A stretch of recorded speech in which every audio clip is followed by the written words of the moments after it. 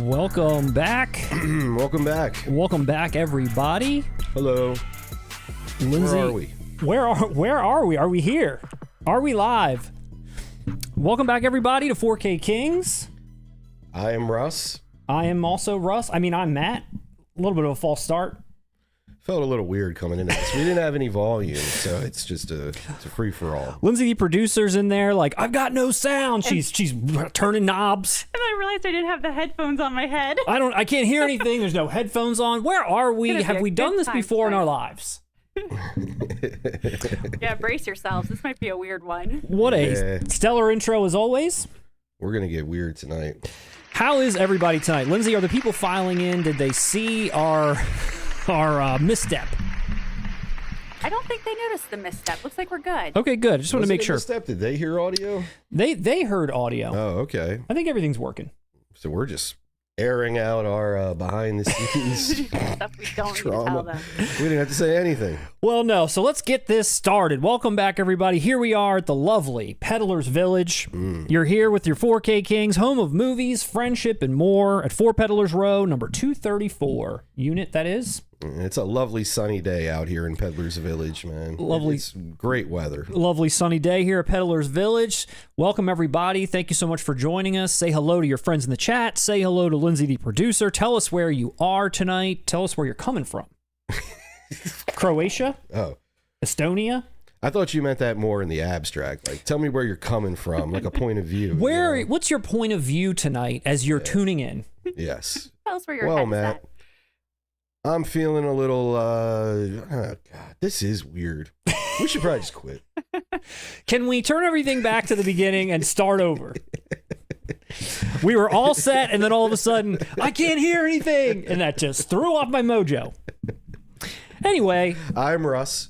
And I am Matt. And we are, Russ, did you know that we're barreling towards our 20,000 subscriber goal? I did. I noticed that the other day, Matt, when I logged in. We're about, I'd say, 6,000 shy. 6,000 shy. We are your 14K Kings at this point. Oh, man. You're a 15K king to me, Matt. Thank you so much. I appreciate that. If you're watching out there right now and you haven't subscribed, why haven't you? If you haven't, you can't even comment live, so get with it and say hello. Seriously, the fact that you haven't subscribed yet, it's causing a lot of problems behind the scenes. No audio, we're fighting constantly, the roof's caving in. The roof is We need your sub. We do need that. And we got a lot of interesting things coming up tonight. We'll be talking about 4K Steelbooks. Yeah. Criterion December slate. Yes. Second sight. Yeah. We got box sets. We do. We got so much more. We do? We got a little bit more. Okay. Don't forget to send us your roast or toast submissions. We're dry today. We're dry tonight. We got nothing. Nobody sent us anything. Speak for yourself, Matt. Yeah, speak for yourself. Lindsay's in there tying one on. I'm the only one dry here. But seriously, we don't have any roast or toast tonight. Make sure you send us your collection so we can take a look. That's one of my favorite segments, and I'm sad that we don't have one of those tonight. Yeah. Great show. So after the last one, people probably are scared to submit theirs. Possibly. That last one was pretty damn epic. It was brutal? I liked it. No, it was good. No, it I was liked so it. good. Yeah. Oh, you meant the quality. Yeah, Yeah. people are intimidated because of the... Oh, yeah. Yes. I thought you meant our comments. And I thought, no. I always No. thought we were Guys very were very respectful. Always respectful. Russ, what's new with you? And nothing. Okay. Well, I was trying to kick it off with something a little bit upbeat because there was just some sad news I wanted to start with right off the top. Are you going to remind us about James Earl Jones again? I always have to bring up a death in the very beginning of the show. Too. But no, Robert Redford. Yeah. We couldn't not talk about Robert Redford passing No, on. we can't. Icon, legend. Absolutely. What a man. I mean, what can you say? I will say this about Robert Redford. I think we all, well, maybe not we all, but I think I might have taken him for granted a bit. When I was looking through his filmography, I was like, holy shit. Like, this guy's got like banger after banger. It's insane. Even like in front of the camera, behind the camera. There's ones kind of forgot. Yeah. You know? You know what was surprising to me when I was looking at his filmography was when I saw the post on Instagram or wherever else, and people were like, you know, giving their top favorite Robert Redford film or top 3 or whatever. A movie of his that I only sort of kind of knew, but never really took seriously, but everyone was naming it as like their favorite, if not top 3, and that's Sneakers. Have you ever seen that? The movie about shoes? Yeah. No. No, I think it's about sneaking, literally. But I forget. I honestly can't. I feel like it's an ensemble cast. I can't remember who's in it off the top of my head. Aykroyd. Is he? Yeah, I'm gonna have to look it up. But dude, so many people were like, Sneakers. I watch it every year. Top 3 Robert Redford. And I'm like, I just missed that entirely. All right, I've never seen Sneakers. You have not either. Top 3 though, dude. I'm not kidding you. So that's many above people. The Sting. That's above Butch Cassidy. That's above that's. Top 3? I don't know. I'm not saying it's a bad movie, but I wasn't expecting that either, man. I would have been aghast like you. Aghast. I know Kino, I think, put it out in 4K, but yeah, there's a ton of great Robert Redford movies. Lindsay and I actually, after he passed, we're like, let us watch one, and we watched The Way We Were. Oh, did you guys cry? I did not, but I enjoyed it with Babs, little Barbara Streisand. You are a cold person. I'm a little cold. You know what's funny about I've never seen The Way We Were, but I know all the lyrics to the song because of the Naked Gun 2.5. Because of the Naked Gun. I know every word. That guy walks in, starts singing it with her, and she's in the shower singing it. Scattered pictures of the smiles we left behind. I know. Alex Doss just said James Earl Jones is in Sneakers. He's in Sneakers right about. I knew what Matt was doing. I knew what Matt was doing here. There it is, a tie-in. Wow, I didn't even realize that. Yes, you did. There's always a circular thing going on here. Dickie Holmes says Sneakers is Wicked Boys. There you go. See, I'm gonna have to watch the trailer for this again. It isn't. I have no opinion, but is it? Oh no! For as wicked as it is it top 3 Redford though? Is it as wicked as say as The Sting? The if we're Horse going Whisperer? behind the camera, Ordinary People, et cetera, et cetera. Yeah, I don't know. Top 3? I don't know. We have to watch it if it is. When we watched The Way We Were, I was just kind of staring at him the whole time, and I was like, "Is this like the perfect man? Like he's like the finest great man. He's like The last great good looking. blonde man. His hair, Yeah. like what a great hairline. Oh yeah, dude. Great hair, great look, Yes. great delivery of his lines. He just kind of seems like you're just watching him. It doesn't even seem like he's acting. I agree. And am I the only one? Well, this comparison's been made. I'm definitely not the only one, but Brad Pitt's aging like him. Brad Pitt always gave me a Robert Redford vibe. Yeah, I could see that. I see what you mean. You know? Yeah.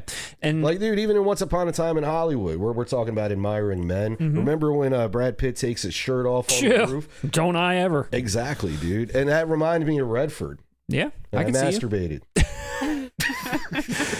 It made me want to watch the movie you've been dying to get me to watch. Yes. Oh my, you will love that film, Matt. The Old Man and the Gun. Highly, highly recommended from me if you're watching this channel and you have not seen it. Old Man and the Gun, practically a sequel to The Sting, Matt. Yeah, and you keep saying that to me, and it is a movie the filmmaker I really enjoy. I've just never seen it. He's great too. Ghost Story. What else has he done? Pete's Dragon. Yep. Robert Redford. There you go. Yeah. But yeah. I think he did. He probably did about 5 movies with James Earl Jones. But yeah, sad news for Robert Redford. I was sad to hear that. He's such an icon, a legend in cinema, and he will be missed. Dude, the Sundance Film Festival. That's him, man. That's huge. Absolutely. Yep. But yeah, legend, icon. He was a natural. That's another one I've been dying to see. My mom really wants me to see that. I've been dying to see that. So sad news on the Robert Redford front. And what a better segue than to plug the merch shop one more time. Robert Redford would have wanted that. He himself was a 4K king. That's very classy, man. Very classy. Let's dance on Robert Redford's grave a little by shilling our merch. All right. You have anything to say about James Earl Jones again? No, but he's coming. Okay. I got him next. All right. But I did want to I would be remiss if we didn't let people know, if you didn't know already, come and check out our merch shop. We got all kinds of different designs, all kinds of different merchandise options for the people out there. That's right, dude. We got t-shirts, hats, tote bags, you name it. There was a request for long sleeve t-shirts, which will be the next variety of clothing that'll be going up. And then we'll be having some new designs as well periodically. So check back in if you haven't picked up your 4K Kings merch yet. I myself am wearing a piece right now, That looks nice. as is Russ. I am too. This is one of our 4K Kings original designs. head on over to the merch shop if you want to pick one up. UGK. What's it say? Riding Dirty with the 4K Kings. Yes. Very nice. Very nice. We were a big part of that album. Absolutely. Last week, Russ, in case people missed it, I didn't want people to miss this either. More plugs. You finally got your time to shine. I did? You finally... What did Criterion announce now? People heard your voice. They did. Explain Dolby Atmos. And I don't know, Matt. Should we do this? Should we ask the chat who is the superior narrator? Yeah, I'd like to do a poll. Yeah. You are confident. Oh, I think I lost already. Don't do it. Don't do it. I don't want that. Who was a better narrator, the aspect ratio guy or the Dolby Atmos guy? And I had to fight to get on that video. Matt already had it read. He had it recorded. And I had to, like, come on, man. We're friends. This channel is both of ours. Yes. Can I please just add something to this? And he still said no. And then I went to Lindsay, and she got it done. And she got it done. And you did a great job explaining it, too. Thank you. There was a lot of comments that were like, thank you for that explanation, Russ. I know. They really appreciated that. I learned a lot. I didn't know any of that. See? You're welcome. I wrote it myself. See what you did? Thank you for inventing Dolby Atmos. I wrote it. I edited it. Yes, I invented Dolby Atmos. Yep. I wrote Riding Dirty by UGK. I do it all. I mean, I'm pretty much the unsung hero of this channel. And we also dropped the best worst movies of all time segment. If you have not checked that out, check out what Russ and I deemed the best worst movies of all time. There's plenty more. We could definitely do a part 2 for sure. I had a lot of fun doing this video, by the way. I did as well, and I'm going to go out on a limb again, and I'm going to say this may be one of the best videos we've done. Oh. And you didn't narrate it either. I didn't. That's true. That's true. I did not. Okay. No, this one's a personal favorite. I think we nailed this one. I have to agree. I think the choices were solid. Yeah. I feel like just what it is, the essence of it is good.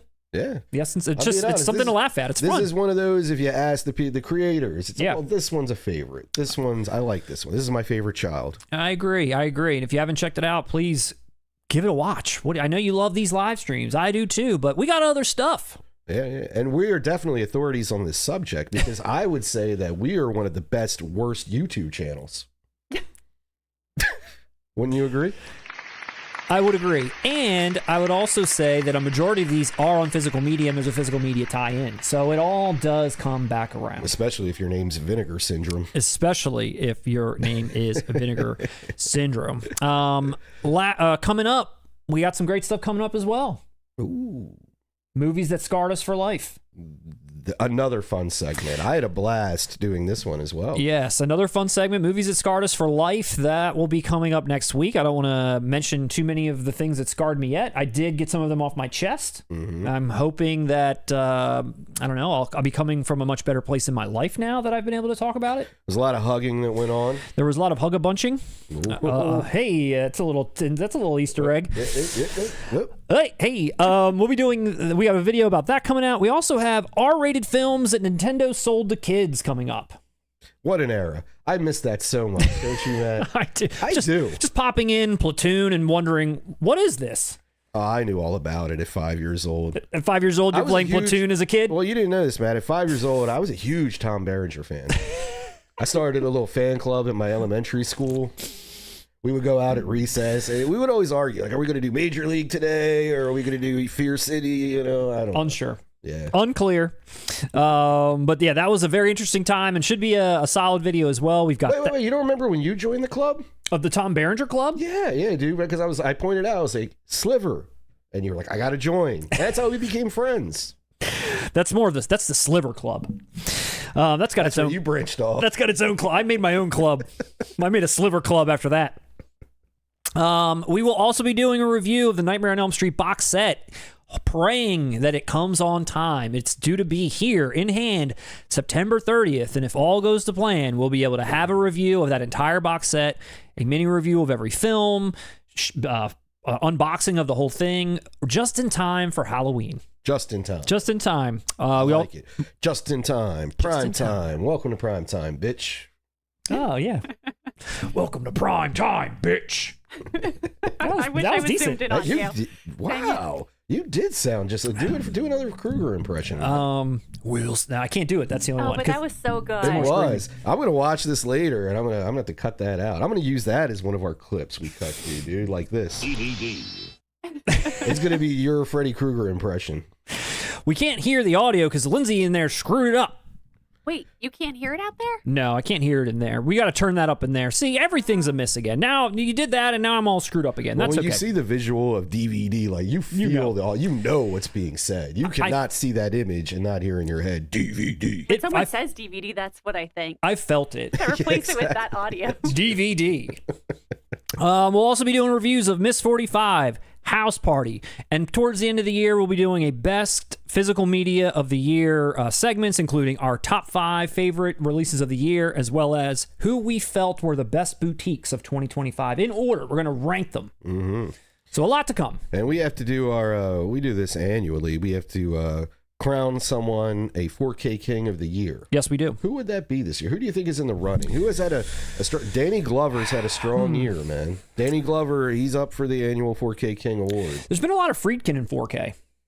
But for Sorcerer we had this year. Exorcist was last year. It was, French Connection. Yeah, French Connection was supposed to be this year, but it wasn't. You had that Rampage movie. You had Jade. You had Sorcerer. If French Connection was in there, if Criterion banged that out for December, he would have been the one. Yeah. Yeah. Because Bug, was that this year or last year? I think that was last year. Okay, I'm not I think sure. it was late last year. It might have been this year. You might be right. Did you say that Jade one? Jade, yep. Got Jade in there. Yeah. Let's not forget Jade. We also have tons more shorts coming.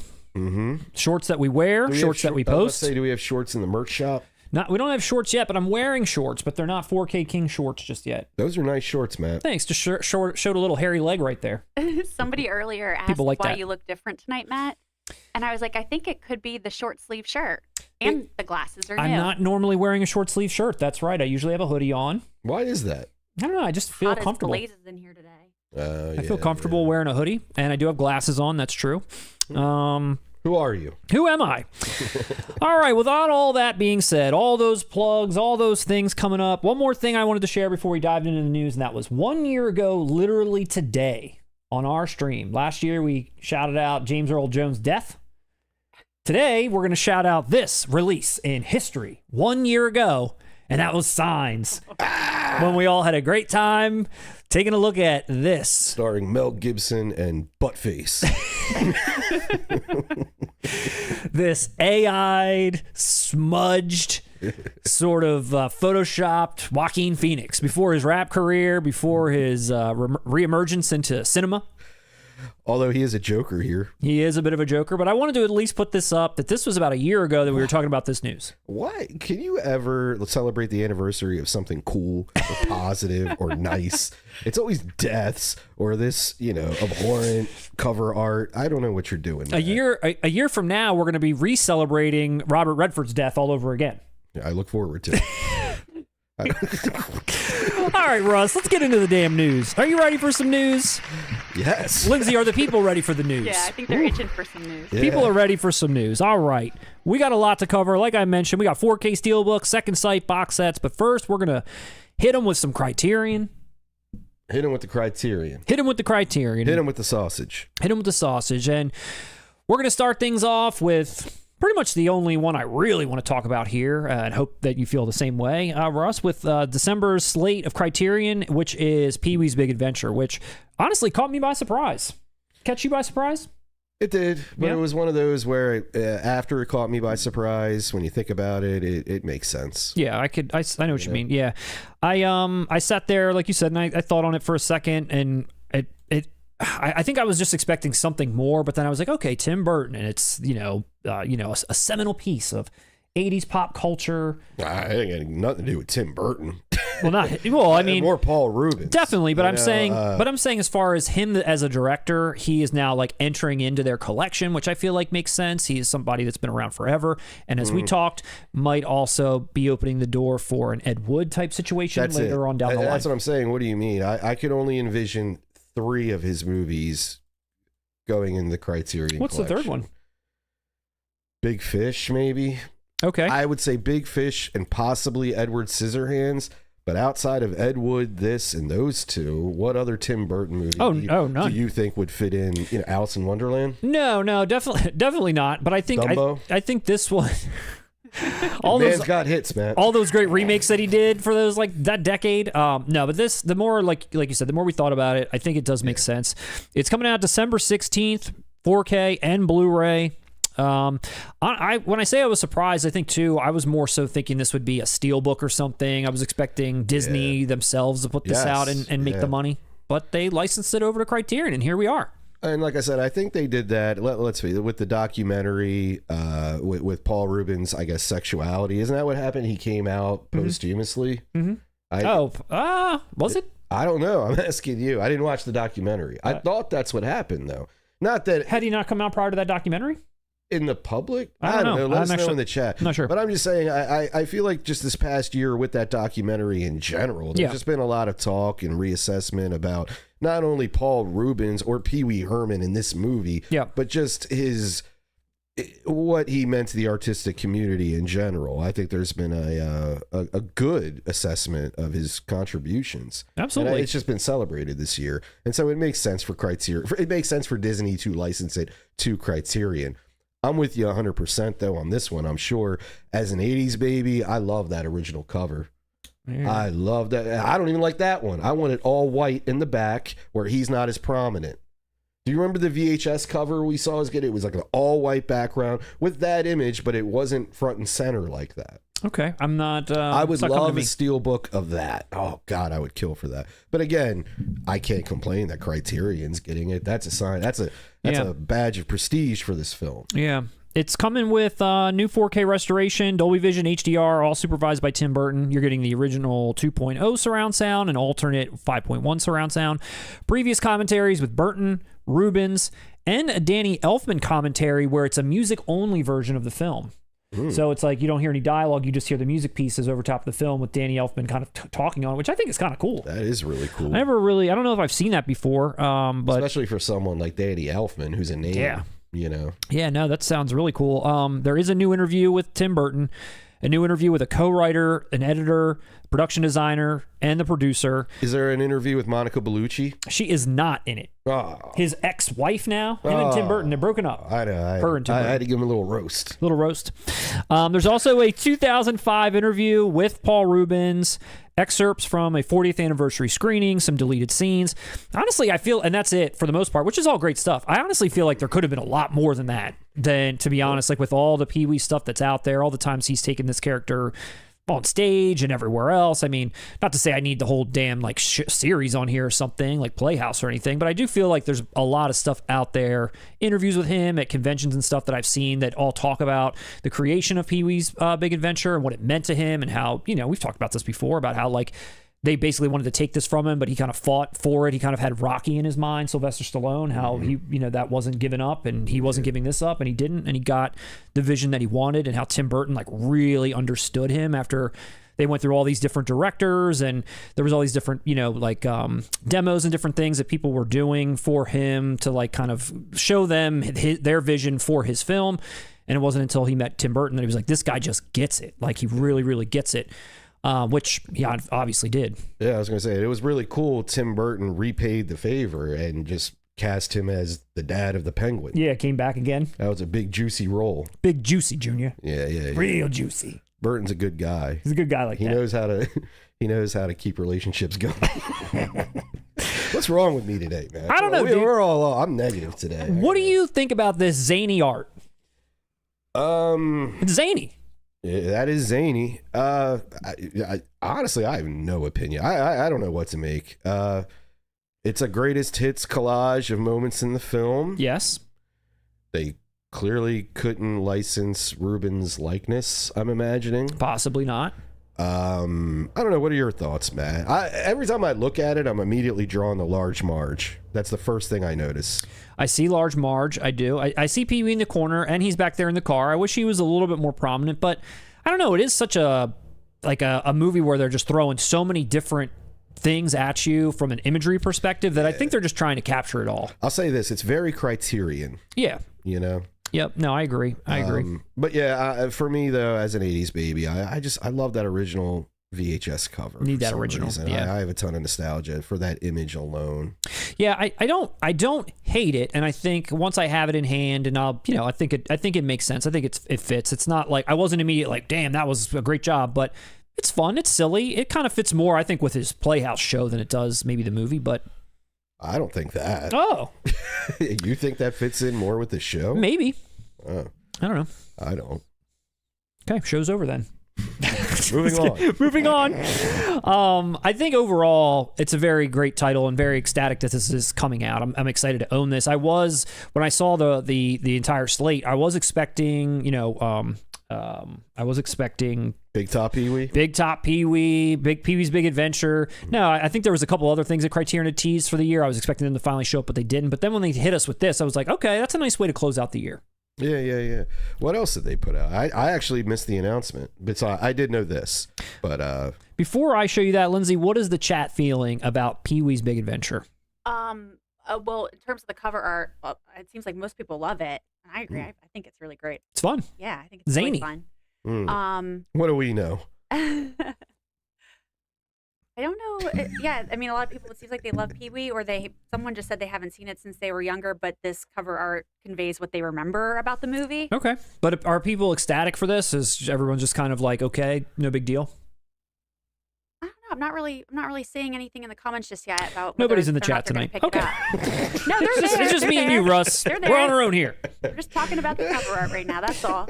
Okay, none of your business. Just said definitely gonna buy it. Definitely gonna buy it. Well, I'm definitely gonna buy it too, for sure. We weren't enthused about the cover art, and everybody left us. John Burton said yes, a must-have. Thank you. It's a must-have. The movie's fantastic. It's a must-have. Don't get us wrong. Yeah, I guess that's what I meant.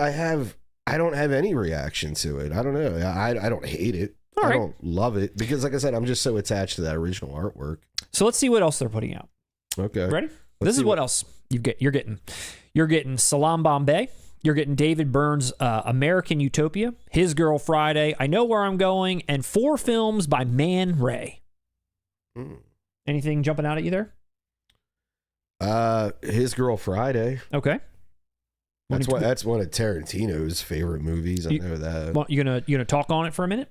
I've seen parts of it. It's very. Okay. I'd say the parts I saw, it was basically something, I don't know. Quentin Tarantino was referencing it, and they were showing clips, and you could definitely see the influence on him. Okay. It was very fast talking, film like pop. It looked cool. Okay. I would watch it. Okay. Just never saw it. So I don't even know what I Know Where I'm Going is. I have to say that. I feel ignorant to say that all 5 of these, I was a little like, what is this? But I feel like that's always... you and I grew up on Salaam Bombay. I feel like that's the deal with Criterion. When they announce their slate, I'm super excited, and then I immediately feel like an idiot as soon as I see everything that comes out. I'm like, damn, I'm stupid. Damn, I don't know great cinema. No, I feel betrayed, man. I think you're lying to our eye. Wait, have you shown your son Salaam Bombay yet?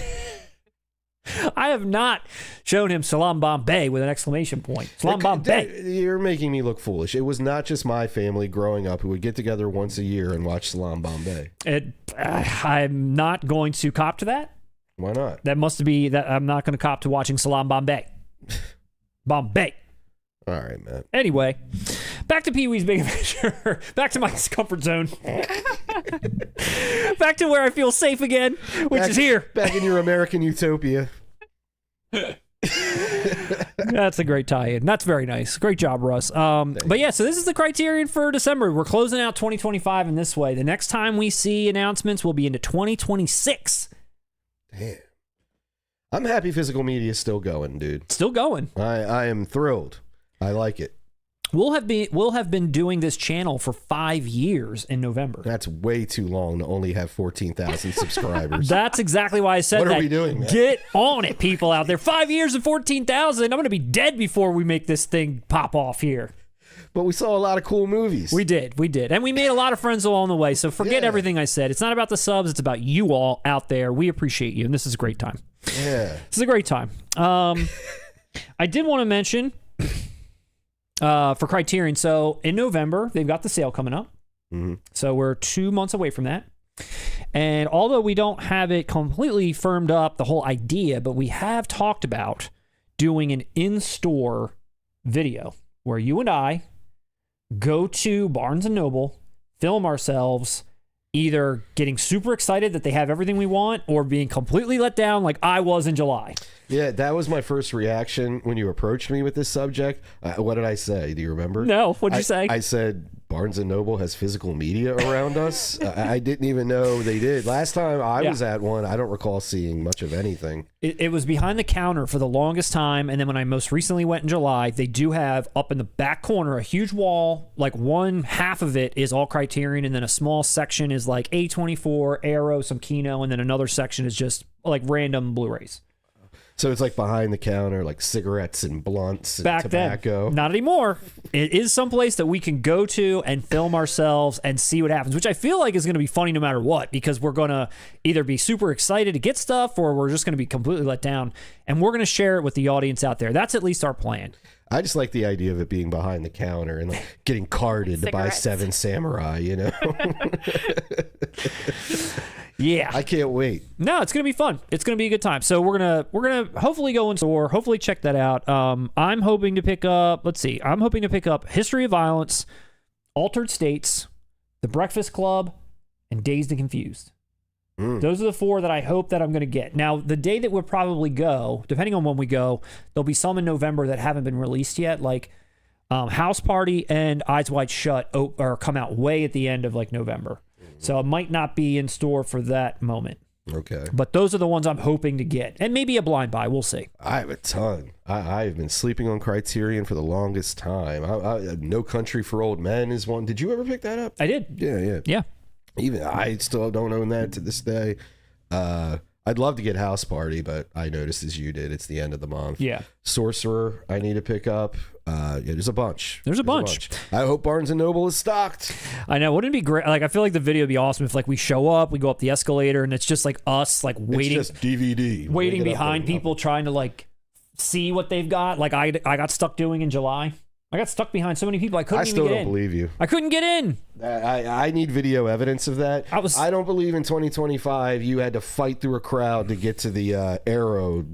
Dude, it was like it was in the library. People had like 5 titles. They were reading the backs to each other. It was like, I'm trying to just get in and get my sorcerer, and I couldn't. And my night moves, I could not. They didn't even have that. It was bullshit. This is the same thing you just did with Assalamu Alaikum. You're lying.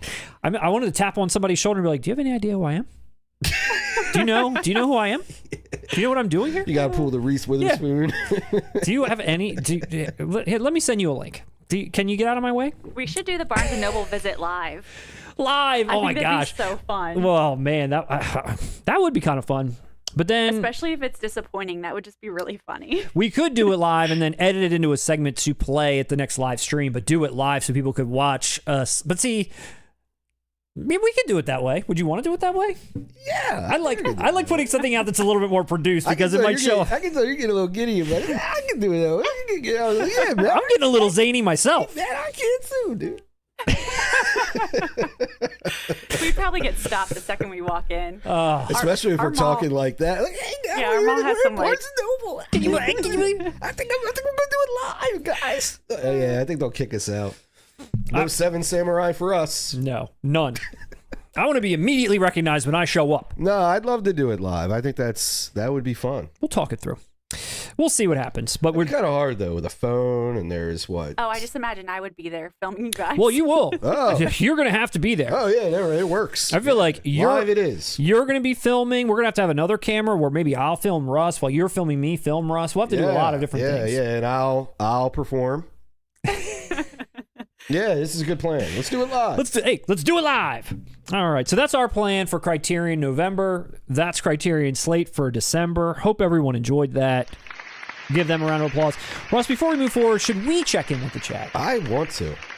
Want to see what they're doing? I like them. There are so many people here tonight. Of course there are. The night we're off. The night everything's not working. Audience. That makes sense. All right, let's and we went against the consensus on the Pee-wee cover. This is not good business. It's not good business. No subs. No subs here. No subs for us. None. All right, let's see. Let's scroll back up to the top really quick. Busted a Lindsay. I don't know what that meant, but I saw that. Oscar said he was late, so that's what he calls busting a Lindsay now. Busting a Lindsay. Dennis, hey from Oscar, Germany. Hey, Oscar, you and I, my friend, our wits, we're on the same page. I like Oscar. I see all the usual suspects in here. Everybody's Oscar looking knows, good. Excuse me, man. Oh, sorry. Oscar knows that you must rule with an iron fist, and I appreciate that. We got Olivier Savard. We got Dennis. We got Vincent Doyle, Alex Dass. None of your business. We got Roger Weiser up in the chat. Roger Weiser? Invader was here. Oh. Adinier Dyro. Dickie Holmes. No creamed corn. My favorite. No cream corn. He's a VIP. He's a He or VIP. she is a VIP. He's a VIP. I like the funny comments, especially in our segments. Mad Goose said he just bought UGK on vinyl. Riding Dirty. I mean, that's their best. That's what we're I mean, gonna they're say. classic, but yeah. We got Germany in the house. We got Toronto, Denmark. We got all. Don't you dare quit. We're not quitting. We're not doing that to you, Vincent. That's Doyle. hyperbole. No. Invader was here. Wrexham. Hey, Kings from Mike. What's up, Mike? Well, let's shout out Denmark. We've never done Denmark. Denmark? Before, right? Denmark is our shout out country for today. All right. We're always in fucking Europe. You ever notice that? A lot of people love a lot of people love Europe. A lot of people are from Europe that watch us, is what I meant to say. Did you know a lot of people love Europe? It's a great place. It's okay. You're still giddy over the idea of doing it live for the Barnes & Noble thing. Mike's Mega World of Movies, best stream on YouTube. Mike, we love you, buddy. Thank you for that. We do, Mike. Really We love appreciate you. that. Google's Trilo Day. All hail the Fork Hey Kings. Sometimes it sounds like I'm saying four gay kings. Anyway, what did I say? I always sometimes as a Josh say the four King Kongs. the Jedediah 4K peasant arriving to court. Welcome. Oh, Welcome. We got an Australia audience member, Neurodiperfluous Polarific, watching from Australia. I've been putting a copy of Pee-wee's Big Adventure on my smartphone to play while I'm doing the wash-up. the wash up. Doing a bit of the wash-up. Is that dishes or is that laundry? That's a Where's colloquialism. the shower? Or am I washing up? Or are you removing evidence from a murder? We don't know. That's a colloquialism we don't have here, but we hope you're doing a good job. Paul Wahlberg, hey from Sweden. We got Cambridge, UK, popular tripe. Paul Wahlberg, are you related to the famous Donnie? Kent is here from England, or I'm sorry, Kent. Charlie85 is from Kent, England. Pardon me. Evening from Scotland. Love Scotland, where my ancestors are directly from. You know, I have no idea where my ancestors are from, Matt. River Phoenix is in Sneakers. See, I told you, it's yeah, an ensemble cast. I knew it. I know Dan Aykroyd's in it. I'm sure somebody was like, yeah, Russ is right. We'll find it. Sidney Poitier. That's right. Poitier. Is it Poitier? No, it's Sidney Poitier. And Poitier. Poitier? Poitier. I think I'm putting too much emphasis on the T. Potato. Poitier. Potato. Ordinary People is in my top 2, says Scott Shermer. I agree. Ordinary People is a beautiful... I love that movie. 100%. Sneakers is incredibly watchable. I gotta watch Sneakers, dude. I gotta check it out. I don't think Sneakers is for me. Everyone in Sneakers is dead. Aykroyd's still here? Almost. It's barely. And apparently amazing soundtrack. An amazing soundtrack. What do I have against Sneakers? Nothing. Okay, I was born in 1982. If I recall correctly, Sneakers is 92. So I was 10 years old. The way this was advertised to me, it was a little too adult looking without any edge. Yes. But it also looked too immature to where the adults really took it seriously. And from what I recall, it got mid reviews and it was at best a sleeper hit. But I don't even know if it did that. It did play on cable a lot, but I always avoided it. I agree with that assessment. It didn't look like it was for me. Yeah, exactly. And honestly, look at the actors. If you're 10 years old, hey, the new Sidney Poitier film is out, Robert Redford. Yeah, I mean, we just weren't there. And that's honestly why I remember Dan Aykroyd being in it. Yeah. Because he was the one where I was like, oh, okay, Ghostbusters, Great Outdoors, all this other crap I watched as a child. Robert Faulkner's with you. But again, I'm not saying it's bad. I'm sure it's good. It sounds like it's amazing from what everyone said. I'd check it. I'm with Matt. I'll watch it. Robert Faulkner, I don't get the Sneakers love. I bought the Kino 4K. I think these people need to watch more movies. River Phoenix's last movie, though. Yeah. Okay. All right. Definitely top 3. Dickie Holmes, if I think we're talking about Sneakers. Definitely top 3, dude. Out of all of Redford's output? I'm telling you, I saw it 100 times. People say that. And I was just like, what? Who directed it? Did Redford direct it? Did Poitier? I mean, Sidney Poitier does direct. Yes. Who did? Lindsay, the producer, can you fact check us on the who directed that? Spy Game is decent. And Last Castle. Sneakers is class, says the Bullroo 1976. The Natural, none of your business. Let me know if I should watch The Natural. I'm really interested in checking that out also. I love a good baseball movie. And Robert Redford, he's awesome. So I'm sure he's a great baseball player. That's it. He's a great fly fisherman as well. See River runs through it? Yeah. Oh, All the President's Men. That's another one. Yeah, Did you ever see that? It was Woodward and Bernstein. Yeah, man. with Dustin Hoffman, right? yeah. Yeah. You ever saw it? Yes. Yep. I don't remember shit about it, though. Okay. I'm not gonna lie to you. I saw it 20 years ago. Dinier says sneakers just okay. It's the Deep Throat thing, dude. It's about Nixon, Watergate. Sure. True story. You just saw Dazed and Confused for the first time recently. I did. There's a Woodward and Bernstein reference in it. When they're walking up to Anthony Rapp and like in the beginning, when you're introducing all the characters. Oh, yeah. Woodward, Bernstein. You must be Deep Throat. Yeah. What did you memorize the movie already? Hey, you like that, Russ? I told you I'm picking it up. You really were a fan. I love that. That's it. That warms my heart because it's probably my favorite movie of all time. And I was always so scared to see what you would think of it. I liked it. I'm going to buy it. Also, because not only am I going to buy it because it's a great movie, but that's one of the best Criterion releases I've seen. The way they did that packaging, it's fucking great. Yeah, it is pretty sweet packaging. It's freaking great. Watching my 4K Kings merch. John Burton has had someone come up to me in a store and tell me they loved my Streaming Sucks hat. Yes, streaming does suck. It's officially a movement now. It's Mint. Sorry I'm late. Hope everyone's doing great. We're doing great. It's Mint, especially now that you're here. Lindsay needs to narrate a vid. Says none of your business. I can't believe anyone would want that. What one? Give us a topic that Lindsay needs to narrate. You know what would be funny? And I don't mean to, no offense, Lindsay, but if we did something, like if we wrote it, but we filled it with errors and inaccuracies that Lindsay wouldn't pick up on, and she would read it deadpan, you know, that would be hilarious, wouldn't it? That would be an inside joke for us. Fool, we would never do that to you, Lindsay, but it is pretty funny, the idea. Lindsay for the win. Evening, folks. New Metal Ricky. Ricky, we love you, buddy. Nice to see you. Do either of you have Dolby Atmos? I've got the Sonos Arc Atmos-enabled soundbar, but I do not have any ceiling-mounted speakers. So I'm doing the best I can with the soundbar. They do now make surround sound speakers that also have that upward firing Atmos, which I haven't gone and, upgraded to that degree because the shit's not cheap. But that would be the thing I would probably do if I really wanted to, sink a lot of money, because I'm not going to install anything in the roof, unfortunately. You see, when I moved into where I live now, I was looking into it all, but it kind of, somebody pointed this out in that video in a comment about how soundbars are taking over, wireless technology is taking over, and a lot of the wired, kind of the better, in my opinion, quality you get out of that is going to drop in price. And as of what I do right now, I just have a nice set of headphones that it sounds incredible, but I don't have an actual home theater setup. But I do think I'm in that space now where I'm just going to wait like maybe another year. I want to see how far soundbar technology goes. I don't think it's quite there yet to match all of it. I could be wrong. Somebody's probably in the chat like, Rush, you're a moron.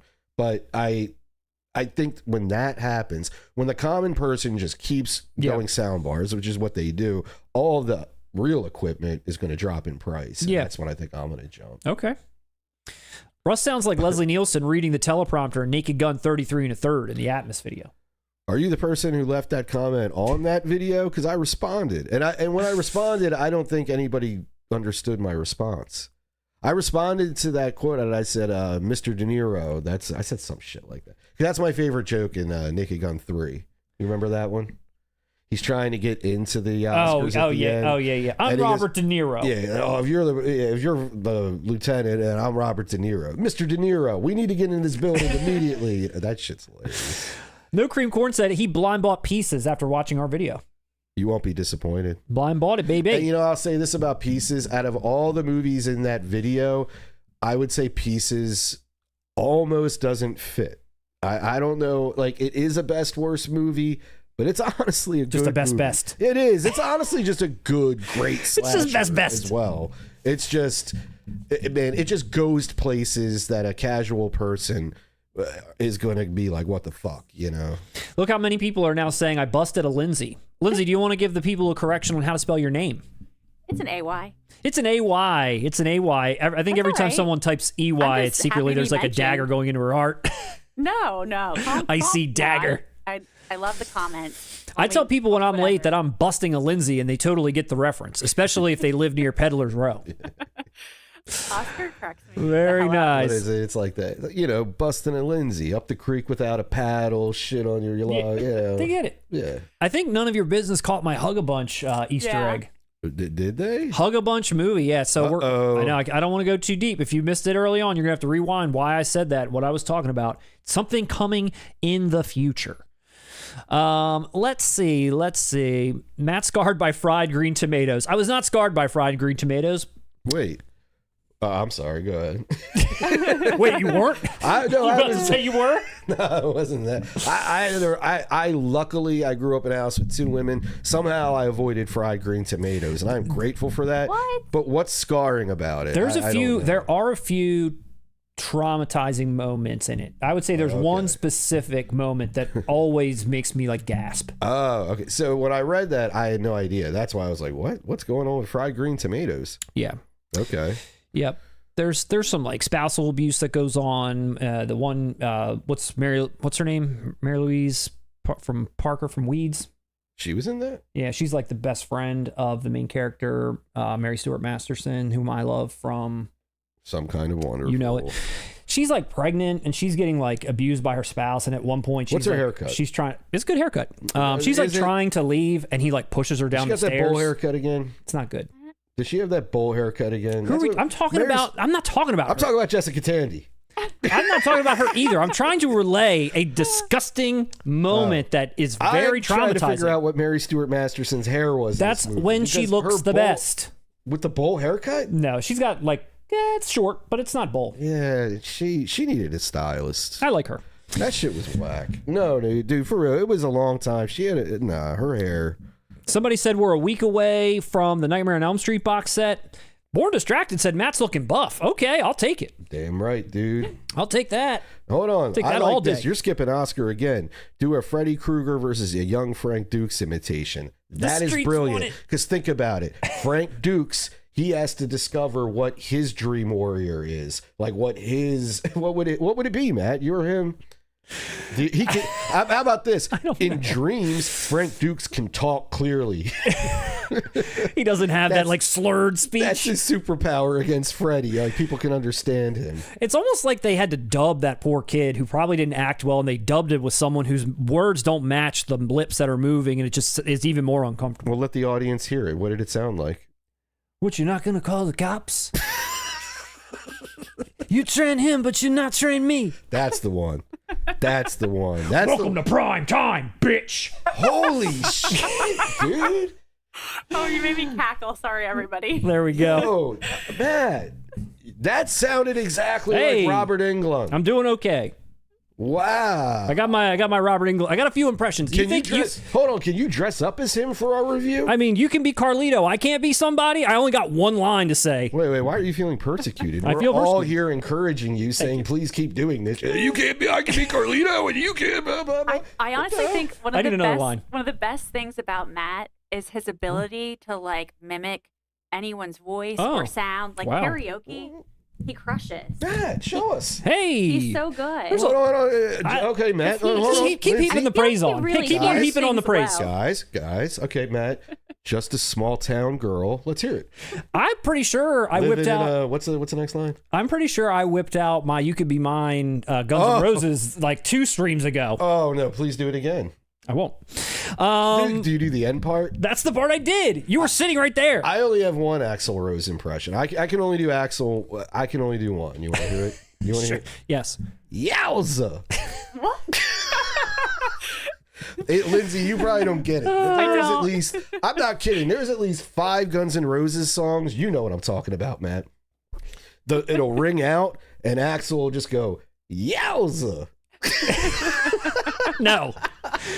I'm serious. There's got somebody in the chat. Is there? I don't know Guns N' Roses like that well, but like there are. I swear, there's at least 3 songs. Look. Can someone pull up a song where Axl at the end of it goes Yowza? I think people want to hear physical want- media news. I want to get to the bottom of this Yowza. Look at how many people are.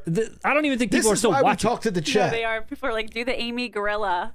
None of your To the business. Amy That's another Gorilla. greatest hit, Matt. Yeah, None of we your got to do a whole business said Matt's segment. a Amy young Daniel Gorilla. Day-Lewis. We have to do a whole segment of you doing your Ugly, impersonation. ugly woman. Ugly. Amy, ugly woman. Oh my God. Okay, you guys. Talking to Frank Dukes. She wants a pet. I'll set it up. Hold on. Amy, you train him, but you train me. No, I was going to set Sign language. I was going to set it up that Amy is asking young Frank Dukes for a Pepsi. Go. I can't do this. I can't do this. I got to get back to the chat. All right. How would Freddy Krueger react to Amy? I only got that one phrase. That's it. Let's see. What else is going on? I feel like I've skipped so many things because of all this ballyhoo that's going on. Yeah. You're blushing because you're getting complimented so hard. I am. I'm getting a lot of compliments. A lot of Pee Wee Herman talk. A lot of talk about the cover. Like I said. People like the cover. I saw Pee Wee Herman once. We were woefully unprepared. They should have put Russ and Matt on the cover. We could have fit on there. Let's see. The Man Ray stuff is very interesting. I don't even know who Man Ray is. Not sure. His Girl Friday I saw in film class. Great classic movie, says Oscar. Yeah. I've always wanted to see it. I think I have it sitting on some hard drive somewhere. And even after all your mockery, Noodles1771 said Salam Bombay is a big deal for it to get a release. It's the first time. I'm sure it is. And let me clarify the joke. We're two white guys. And that looked very, I'm assuming... Not for white people? Yes. Is that what you're trying to say? Meaning, unfortunately, it wasn't passed around at our video stores. I'm sure it's great, and I'm none against it. A lot of people say fantastic. The joke is us, though. We're the joke, not the movie. Even when I incorrectly said Assalamu alaikum, the joke was that we're idiots. Yes. Let me clarify that. And I'm pretty sure I already said that when I said every month when I see the Criterion releases, I feel how stupid I really am when it comes to cinema I probably should be seeing. And instead, I'm watching Regarding Henry for the 10th time. And to me, I think that's part of our channel. Believe me, there are Criterion releases Matt and I could go really deep on, but we're operating in a lane. This is fun. This is community. We tap into it. Yeah. It's a light touch on everything that comes out, within the news cycle. Couldn't have said it better myself, Russ. Yeah. Nobody's coming here to see two highbrow. No. Nobody's coming here for intelligent opinions. Or just an opinion. Or true film analysis. There's professionals for that. Absolutely. We're like those guys you work with that are, You want to talk about, you just want to shoot the shit with about this stuff and have fun. For like 15 minutes on your break, and then you're happy to get away from them. That kind of thing. Those people. As I said, we're one of the best, worst YouTube channels. Love it. Let's see. What did I miss? Oh, I missed one. I missed something. What did I see? Someone coming in hot with the, Matt coming in with the "Do you know who I am?" as he's getting mugged on Peddler's Row. He's getting mugged on. Yeah, that won't. Yeah, you can't act like that on Peddler's Row. It don't matter who you are on Peddler's Row. It don't matter. You can get got. Born Distracted. Russ Matt should do a Twins remake. That would be funny. Some people out here saying. Well, hold on. Okay. I don't insult Matt, dude. He's not going to be DeVito. Yeah, what's he like? I'm the leftover shit or the crap or whatever. No, the doctor's talking to him. I think the clear indication, if there was a Twins remake, you would be cast as Schwarzenegger and I would be cast as DeVito. Who's who in Junior? Both of you, let's be honest. What's that? I said that's a massive stretch for both of you. Who can I be? He's looking buff today. What are you talking about? No, it's not a massive stretch for Matt. It's because in these t-shirts, Matt just has to take some massive stretches before he works out to get this physique. I got a great physique in these t-shirts. These 4K Kings t-shirts. Pick yourself up one now. They're slimming. They make you look buff.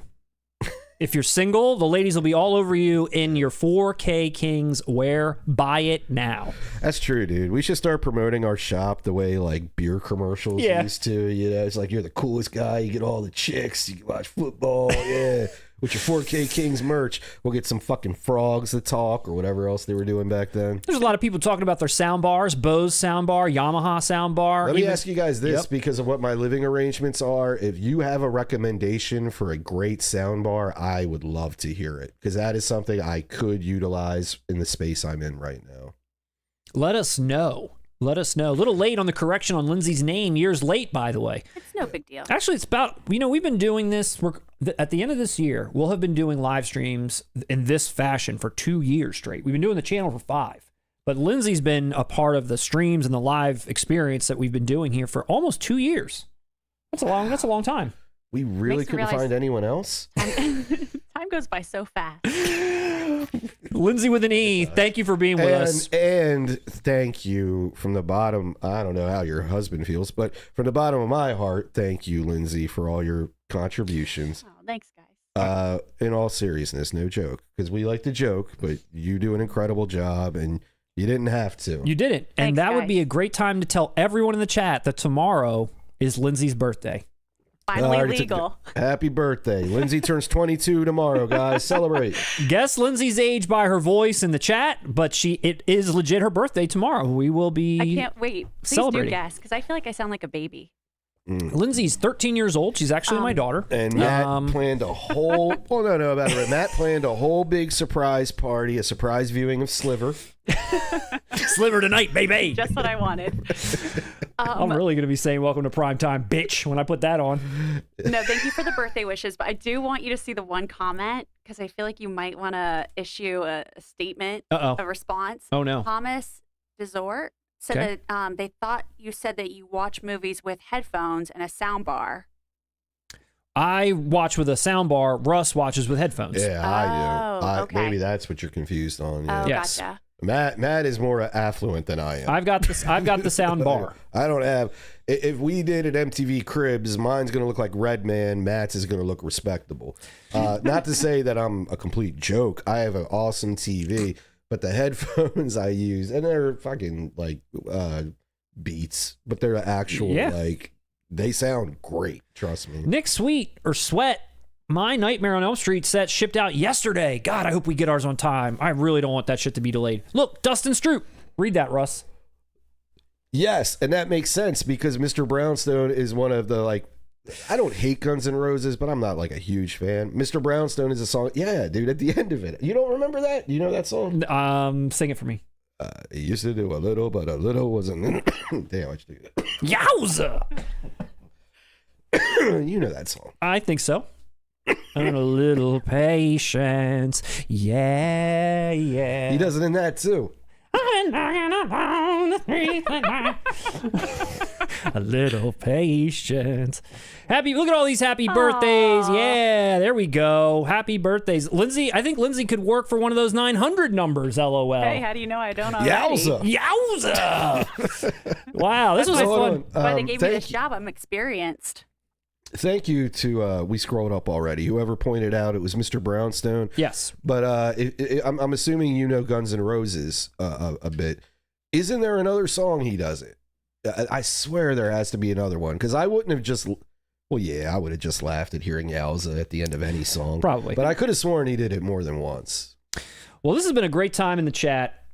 Let's move along in the news and we'll come back and we'll say hi again. Maybe we'll have some more fun just like we did now. Dude, can we ask everybody in the chat, throw out suggestions for impressions? Matt's on a roll today. I'm on a roll. We've got Robert Englund. We got young Frank Dukes. We got... There's only so many I can do. Born Distracted said, Matt, can you say zoinks? Zoinks. What's that from? Well, like from what? Looks like Shaggy? Yeah, Scooby-Doo. Oh. Shaggy? So, like, if you say it, you I thought have it was to do something more. Oh, Shaggy? Hold on, I'll don't try. know. Yeah, this is a good way. This is a good way to get him to do it. Like, hey, No. Matt, did you hit Lisa? I can't do his impression. You do a good one of No, I don't. No? All right. I did not. It was. I can't do it. It's bullshit. I did not. I like it. I can't do that. Those clips we used, that was you there, right? In the audience for the room screening? yeah. That was you filming that? Yeah, so if anyone thought so. watched that Yeah. best worst segment, those clips of Tommy Wiseau speaking, yeah, I filmed that. That's what I there. thought. We Okay, I didn't just pull wanted that from I meant to ask you that. Yeah. All He right. said a lot of funny stuff that we didn't even throw in there. Well, if you're still with us, we still got a lot to come. We're talking Second Sight. We're talking 4K Steelbooks. We're talking box sets and more. But we got something else to cover first. You ready, Russ? I'm ready. Are we How ready? long has it been since Brittany Murphy died, Matt? How many more deaths do we need to cover? Last week, we gave a brief teaser because there wasn't really anything known about this yet. But now we've got Update. an update on the Ty West X trilogy that's being put out from A24. We've got screenshots of it. This is what it looks like when it's completely, all taken out. This is the insert, the outer box, and so forth. The X Trilogy, X, Pearl, and Maxine, 3 films by Ty West, coming October and 4K Ultra HD from A24. All 3 of these movies at this point, they've been out on 4K, but this is the first time that X and Pearl are getting 4K in the US. You could have already gotten them. I am so happy. I watched these movies at the right time. Did I not, Matt? Dude, you did. You're familiar. I just saw these maybe half a year ago. Yeah. Okay. And now, as soon as I saw them, like many people, I adored them. And my immediate thought was like, dude, where do I get these 4Ks? And I felt like they kept getting released in foreign territories outside of North America.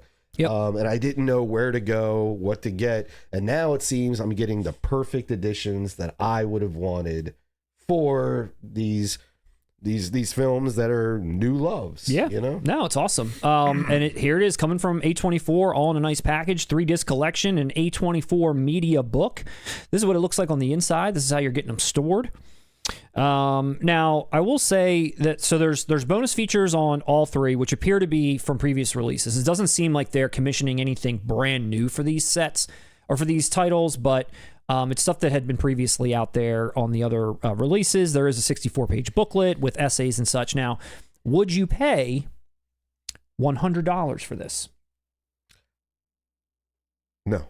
Okay, that's what we're looking at right now. This is what A24 is asking for this. I believe so. And that looks like it's going to be a thin. That honestly is giving me what Criterion did with Train Spotting vibes. Okay.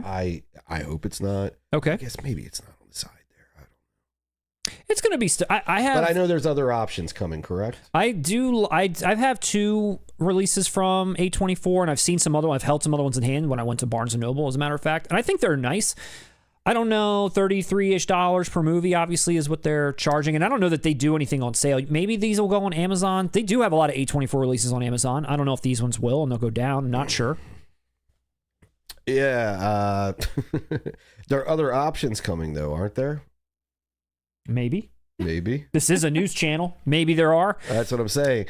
The $100, I have to see what the other options are. You're right. If you break it up 3 movies, catch it on a sale, that's not going to be bad.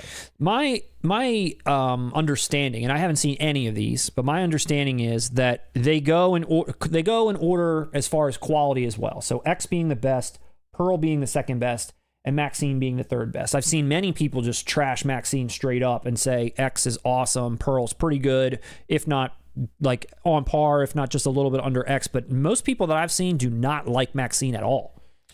Yeah. And I was about to say, the only thing I disagree with what you said, I hear a lot of people, most people I've talked to say Pearl's the best. Okay. Interesting. So I'm wrong. I just think it's a wide world out there full of different opinions. If you were only going to buy one, which one would you buy? Just X, or you would buy Pearl? If I could only buy one, I'd probably buy Pearl. Okay. All right.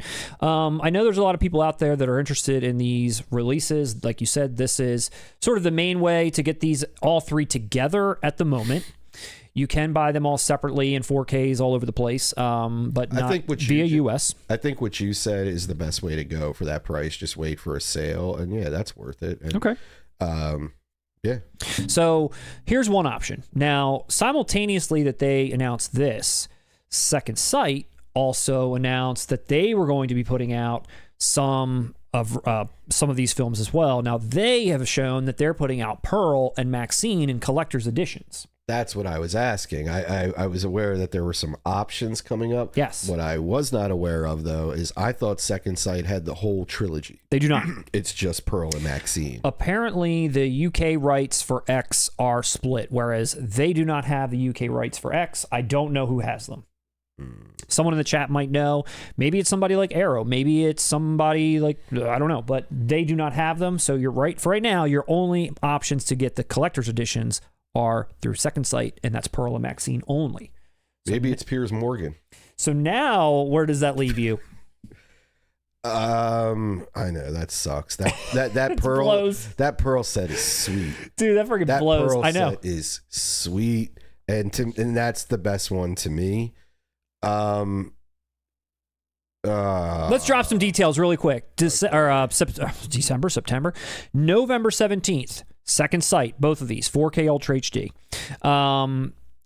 X does seem to be the one that most people want, so this has been, or at least all three in Collector's Edition, so that has been a little bit of a stopping point. But from the Second Sight perspective, as always, they're bringing new features and archival stuff that the US A24 version does not have, as well as the deluxe package. So with Pearl and with Maxine, you're getting Dolby Vision, you're getting Atmos, just like the A24s, but you're also getting with Pearl 4 new interviews, including one with Ty West, a video essay, and a new commentary.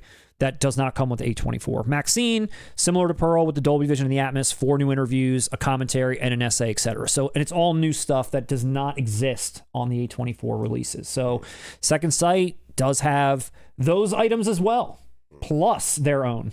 So they've got more, and I'm not sure if they're getting a different transfer. It doesn't really say either way. I think I made up my mind. You want to see them opened up first? Yeah, but yeah. Okay. But I think I made up my mind. My first thought just looking at this is I think they bungled the Maxine art. I think it's bungled. Why do you say that? I don't think she looks, I think that illustration, it looks bad. That's true. She looks off. Yeah, because that real photo of what was the cover. Yeah. Oh, I don't know if it was officially real, but you know what I mean. It looked more realistic to me, a goth. It's botched. Pearl looks good. Pearl looks great, especially knowing, and I haven't seen it, but I've seen the trailer and I know what this movie is and what it consists of. That to me looks really cool. It's perfect. Here it is on the inside. Oh, that's awesome. This is what you're getting here. That's really cool. With Pearl. Got her making out with a scarecrow down there in the bottom right. Yep. That happens. Something I like to do every now and then. Hey, it goes farther than just making out, man. Oh, nice. So that's your Pearl set. Not too far. I don't want to like insinuate that she fucks a scarecrow. Okay. It goes just a little bit further. Let's say like second base. Okay. Second base with a straw man. Yeah. Very nice. And then Maxine.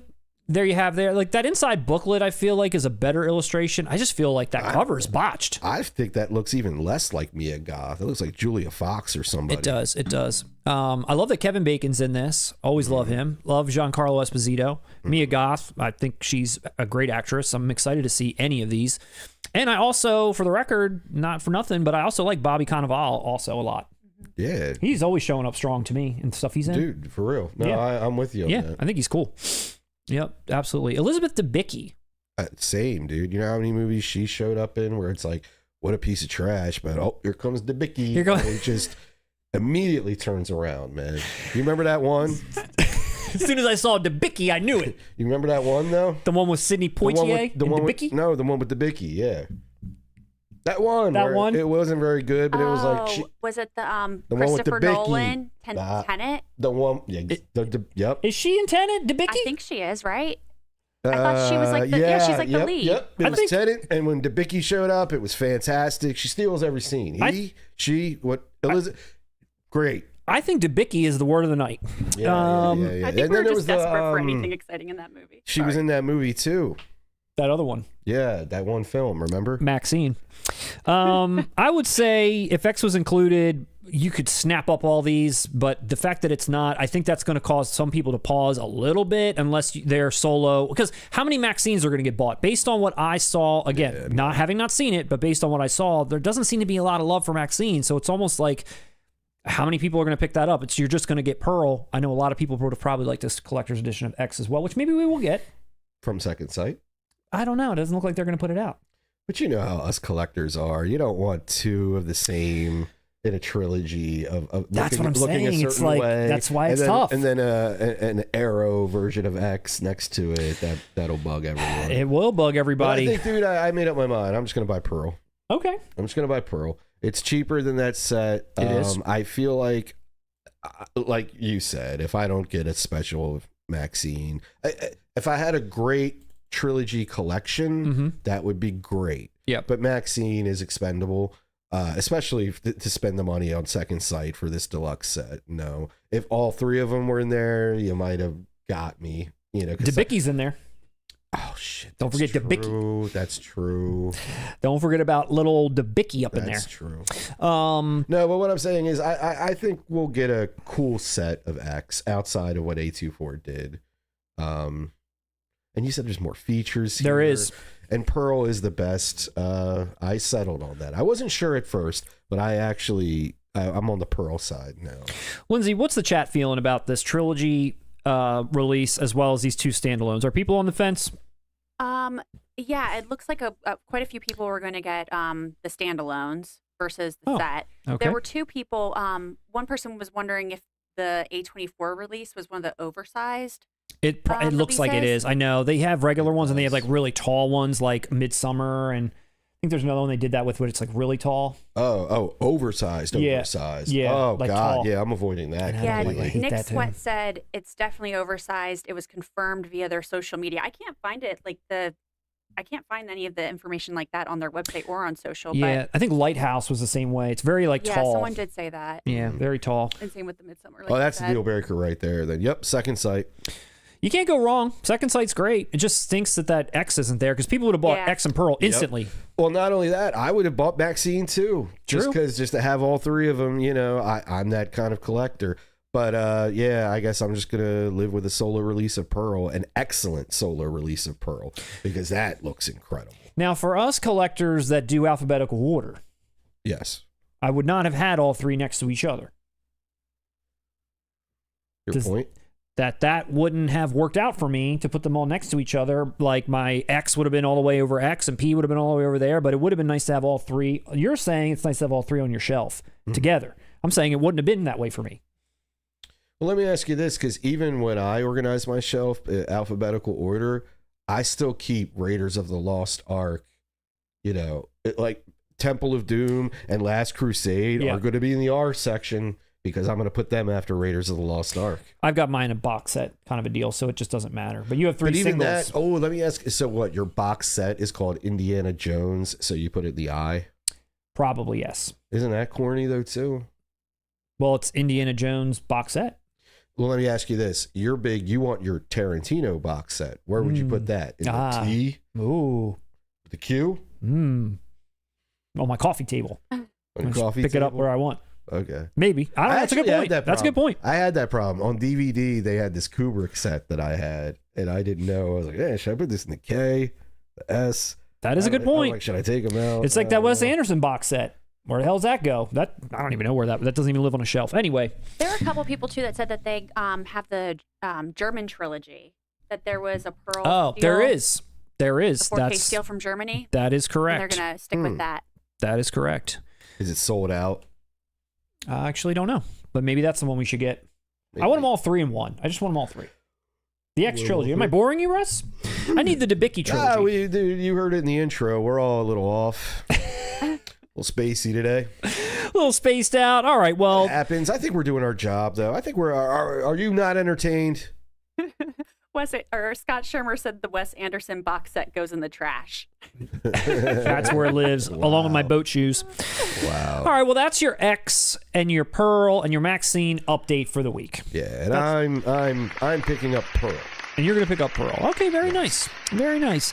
Let's move along then, Russ. It seems like the people are antsy for something different. Are they? Maybe. Oh, there's a lot of chatter about that trilogy. There you go. Let the people chatter. A lot of chit chatter. A lot of chatter. A lot of chatter. Do people want to hear about Steelbooks? They love them, man. They want to talk about I don't know if you steels? know this, Matt, but that's actually one of the most popular segments of movie collecting nowadays. Steelbooks. Steelbooks. All You you're have getting, any? all you're getting is Steelbooks anymore. Nothing but steels. Ain't that the truth? Wheeling and dealing. Wheeling and dealing and stealing. Stealing. Yeah, man. Stealing and dealing. Stealing, wheeling, Steelers wheel. Steelers wheeling. We're stuck in the middle of a bad joke. Let's get the hell out of it. Here we go with our Steelbook roundup. So let's talk about the very first one. Have you heard about this movie called One Flew Over the Cuckoo's Nest? Have you seen? Who's in it? Have you seen this Steelbook art? And have you given time to think on it? No, dude. I told you I get my news here. Now that you've seen it, He's in a birdcage. I think here WB has sorely missed the mark for not only this Steelbook, which this is a Steelbook segment, but most of these Steelbooks we're going to talk about also have regular counterparts. They have blown it on both art for One Flew Over the Cuckoo's Nest. Blown it. Blew it. They blew it, dude. I've got Well, I mean, can you explain to me, or anyone explain to me, what is this? I don't understand. He's in a CUCKOO'S birdcage, and Yeah. those are the bars that get broken at the end. I don't know. Yeah, it's stupid. And I'm trying to ask, like, is there some deeper meaning that I'm missing? This is the media book or digibook edition that I've got. You have this one? No, I actually have this special edition, like, set of it. I honestly expected or thought they should have done that for this. It's like Blazing Saddles, like what WB's been doing lately with some of these sets. This could have gotten that. That's true. Why didn't it? It's 50th anniversary. Yeah. It could have gotten that. And that's like a Christmas present for your old dad and all that. Yeah, like me, your old dad. Yeah. Hear that, Lindsay? Get your old dad, me, one. It's coming out November 11th, 50th anniversary. Recently put back in the theater that you saw it there. Yeah, I just saw a screening of it in 4K not too long ago. Yep. And the restoration was done by none other than Milos Forman himself. Mios. Mios. Not Milos. Mios. Why are you laughing? I don't just your delivery. I don't of that. know. I'm like, is he serious? I like It's it. a joke. I'll Not never know. Milos, but Mios. Not Poitiers, but Poitiers. Elizabeth Debicki. I am culturing you tonight, man. You are. I appreciate it. There are some details available on this, but for the most part, it's TBD. Matt. Nicholson. Nicholson. And Jack. Nicholson. Jack. There is a making of One Flew Over the Cuckoo's Nest documentary or making of featurette on here, which I know a lot of people wanted to make sure were there. Apparently it is there, but I haven't heard anything else. It's probably just going to be some bare bones nonsense that WB likes to do, including screwing with the art. Thanks a lot. Yeah, that art's terrible. This art's about as dumb as he gets. Dude, just go with the original. Why reinvent the wheel on a classic, too? Like, come on, guys. Like, we can't see that 4K Ultra HD label on top. I'm not going to realize, like, oh, this is something new. This isn't this one that I bought already with a giant blue label on the top. Like, who's buying this? The kids? It's for me. For you. I don't know, dude. I think this is coming back with the kids. Give me a break. I heard my stepson the other day call his friend Chief. Hey, Chief. I think it's as dumb as it gets. So, but this is a Steelbook. Do you want to see the regular? Please. God, anything but that. Oh, no, go back to the Steelbook. This looks like Shining Part 2. That's what this looks like. Look at this shit. Are you kidding me? It does. It looks like the... Why is it so stupid? It looks like a Giallo. That looks like Van Damme down there in the bottom. And, like, you've got Nurse Look at Ratched. DeVito smiling. I know. Like, this is the worst thing I've ever seen. And you've got Nurse Ratched in the photo up top, but then she's like shattering the picture in the middle. Like, I don't know. It's just, this is so uninspired. This looks like crap. Dude, this is an Arrow RoboCop situation. You know what I'm going to do? I'm going to buy the cheapest 4K in existence, and I'm going to put it in my Blu-ray collector's box set I already have. That totally makes sense. Those both are atrocious. Yeah. There's no other option here? No, that's it. That's insane, guys. Who's bottom left? Christopher Lloyd. Is it? Is Wow. that- And you Like know Van that's Damme. why. And you know that's why Yeah. they're like throwing, hey, you guys like Back to the Future, don't you? They should have put Doc down there instead. But that's the point. Like you said, that's the point, Matt. They're making Nicholson look crazier, like The Shining. The Shining's a bigger movie to younger people. Obviously, Doc Brown, Who Framed Roger Rabbit, et cetera, et cetera. Danny DeVito, It's Always Sunny. I mean, And you even got Chief. And you got Chucky. They even threw. I mean, Brad Dourif's a main character in it over fucking Lloyd and DeVito. But yeah, that's weird, dude. Dude, Everything about this is weird. Look Terrible. at this. Sadly, this one's better. That's awful. This is the dumbest shit I ever saw. I'm sorry, but it's terrible. You know what? The other one, when you go back to the Steelbook one, that looks like a, and you're going to have to teach me how to pronounce his name. The director of The Favorites and what's his name? Yorgos You're gonna have to- Lanthimos? Is that how you pronounce his name? Lanthimos? I have no idea. That's what this cover. This reminds me of Killing of a Sacred Deer or something. I don't know what I'm looking at, dude. I mean, You're looking at trash, Matt. it literally You're is. you're looking at more money in your bank account that you can save. They want the money. I feel like they maybe chat GPT'd this and said, how can we, here's the imagery we want to use. That is Give it to me. AI. Oh, no, that's you're absolutely correct. That's AI. No, I 100% believe that. Dumb. It looks dumb. Because there's nothing. And you know what's just sad to say is you already have an awesome collector's edition. I have this Blu-ray, which I feel like I'm probably just fine with. Like, I haven't seen the restoration. I'm actually thinking about not even upgrading because I know this is going to be. Oh God, what's the price on this ugly shit? I'm not running out to buy this Steelbook, and I certainly don't want that regular. You know, it doesn't even have that. I was going to say, you know, it doesn't even have a slip on it. Now I sound real pretentious, but it doesn't even matter. It doesn't even come with a water fountain to throw out a window.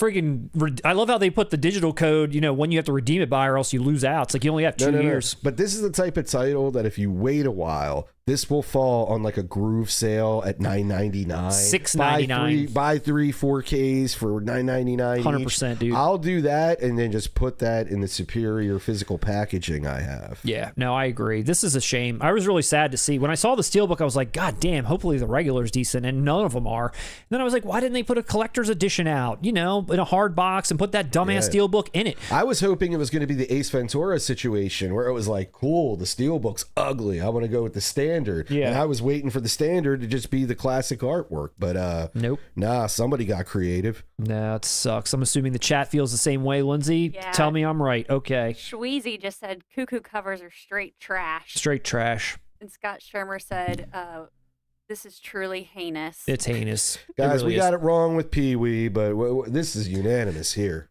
Unanimous hate. King's Court. King's Guilty. Court. Yeah. I don't know. I'm going to hang on to my Blu-ray for now, unless something else changes. I have no idea, but I'm definitely holding on to this for now. So that's a shame. That's a shame, WB, but I'm not surprised. Classic film. 5 out of 5. Masterpiece in every sense of the word. 100%. Holy shit, though, guys. Blew it. Totally blew it. We got a pair of Paramount steals to look at. One that I think's going to light your fire up. Uh-oh. Was that a pun? No. I thought you were going to tell me I'm getting a Doors Steelbook. I know. I don't know why I said that. No, I liked it. Catch Me If You Can. Oh, shit. Yeah. There we go. Look at that smile on his face. That was a genuine smile, motherfucker. Now we're smiling. How pure. Now we smiling. Oh. Now, this is the Blu-ray box, but the 4K, because I couldn't get a good image of it, but this is basically what the 4K will be. Is what I'm seeing.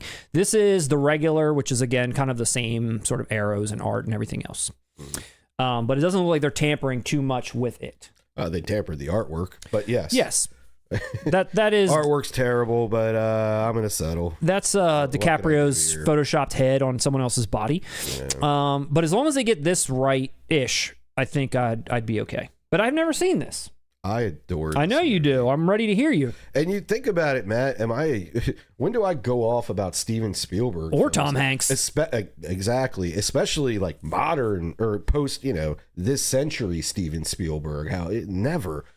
I was dragged to see this movie in the theater on a double date, and it was funny because the girls my friend and I were with, they clearly, I think, just wanted to see it because it was Leonardo DiCaprio. Mm-hmm. I don't think they had any idea what it was. I had no interest in it. I go to this film, and I kid you not, we walk out, and it was a double date. Yeah. The guy and we couldn't stop talking about it for the next hour, and the girls hated it. They wanted to see it. Yeah. And I described it to you, dude. Imagine it's like Heat. It's Heat. It's two guys who are trapped in their lifestyles, and they're completely alone, and they only really have each other, but they're the opposite side. They're the flip side of the coin. Yeah. Mm-hmm. Mm-hmm. And it's played so well. It's so cool to see Tom Hanks not be the sentimental. He's actually he's cynical in this film, and he does it well. DiCaprio's DiCaprio, man. He gets so much stuff to do because he's a con artist, essentially. He's bouncing around everywhere. Christopher Walken. Thank you, Steven Spielberg. You gave Christopher Walken a warm character with eccentricities and problems that also showcases every bit of Walken's talent. Like that, this character was like made for Walken, and you feel for him. That's another thing about this movie. It made me fucking cry. It's harrowing in one part where he goes to visit his mother and sees something on Christmas. That like this movie is. and it's fun. I'm actually making it sound like it's depressing as shit. It's actually a blast, dude. I mean, you're living the life through a con artist, like playing a doctor, playing a pilot, playing a lawyer, all this shit. Yeah. You got great, the supporting cast. Amy Adams, Elizabeth Banks has a role, Jennifer Garner. There's like a lot of, it's just so much fun. It's a boomer's wet dream because it takes place in this time period of the 60s. Let's face it, if you're going to do a boomer type movie, get Spielberg, get Hanks, you know? Yeah. But even with that, there's an angst, a reality to it in the end. I loved how, like I said, those characters mirror each other.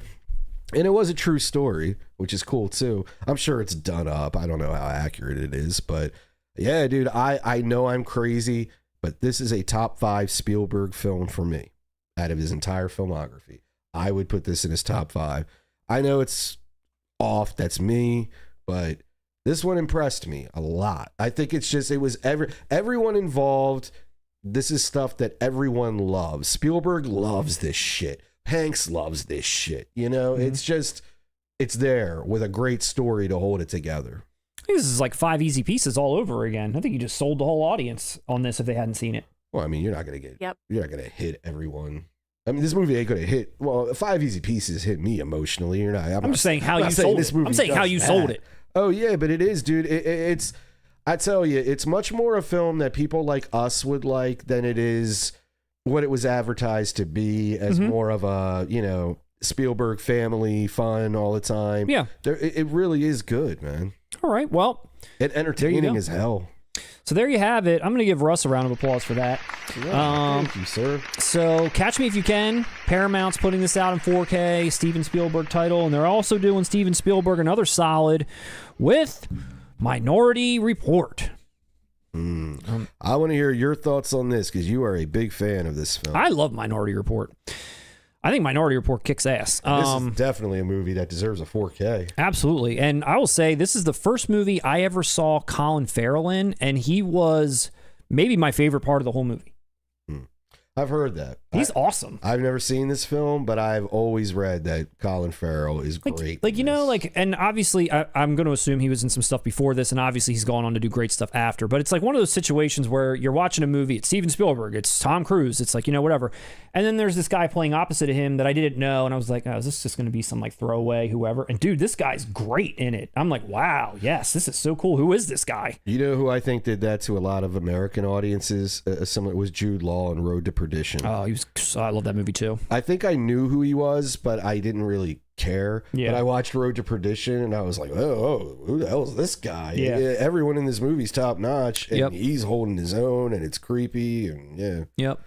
So this is what the Steelbook is looking like. I feel like it's pretty on point. I've got my lenticular Blu-ray, Russ. Oh, that's fucking sweet. I got my lenticular. Oh, can we get it in the camera? Let's see. Can we, I don't know if the camera can handle all that. Look at that. Look at that lenticular.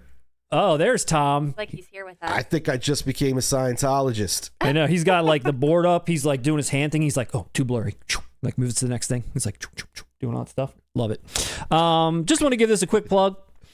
Also got the regular coming out too, which is so both ways you're getting regular art. I got to give Paramount a shout for that. Yeah. Both titles, your regular and your steel, it's like 2 variations of the poster art that you're familiar with, which is perfect. That's the way to do it. That's the way to do it, baby. Should I blind buy this, Matt?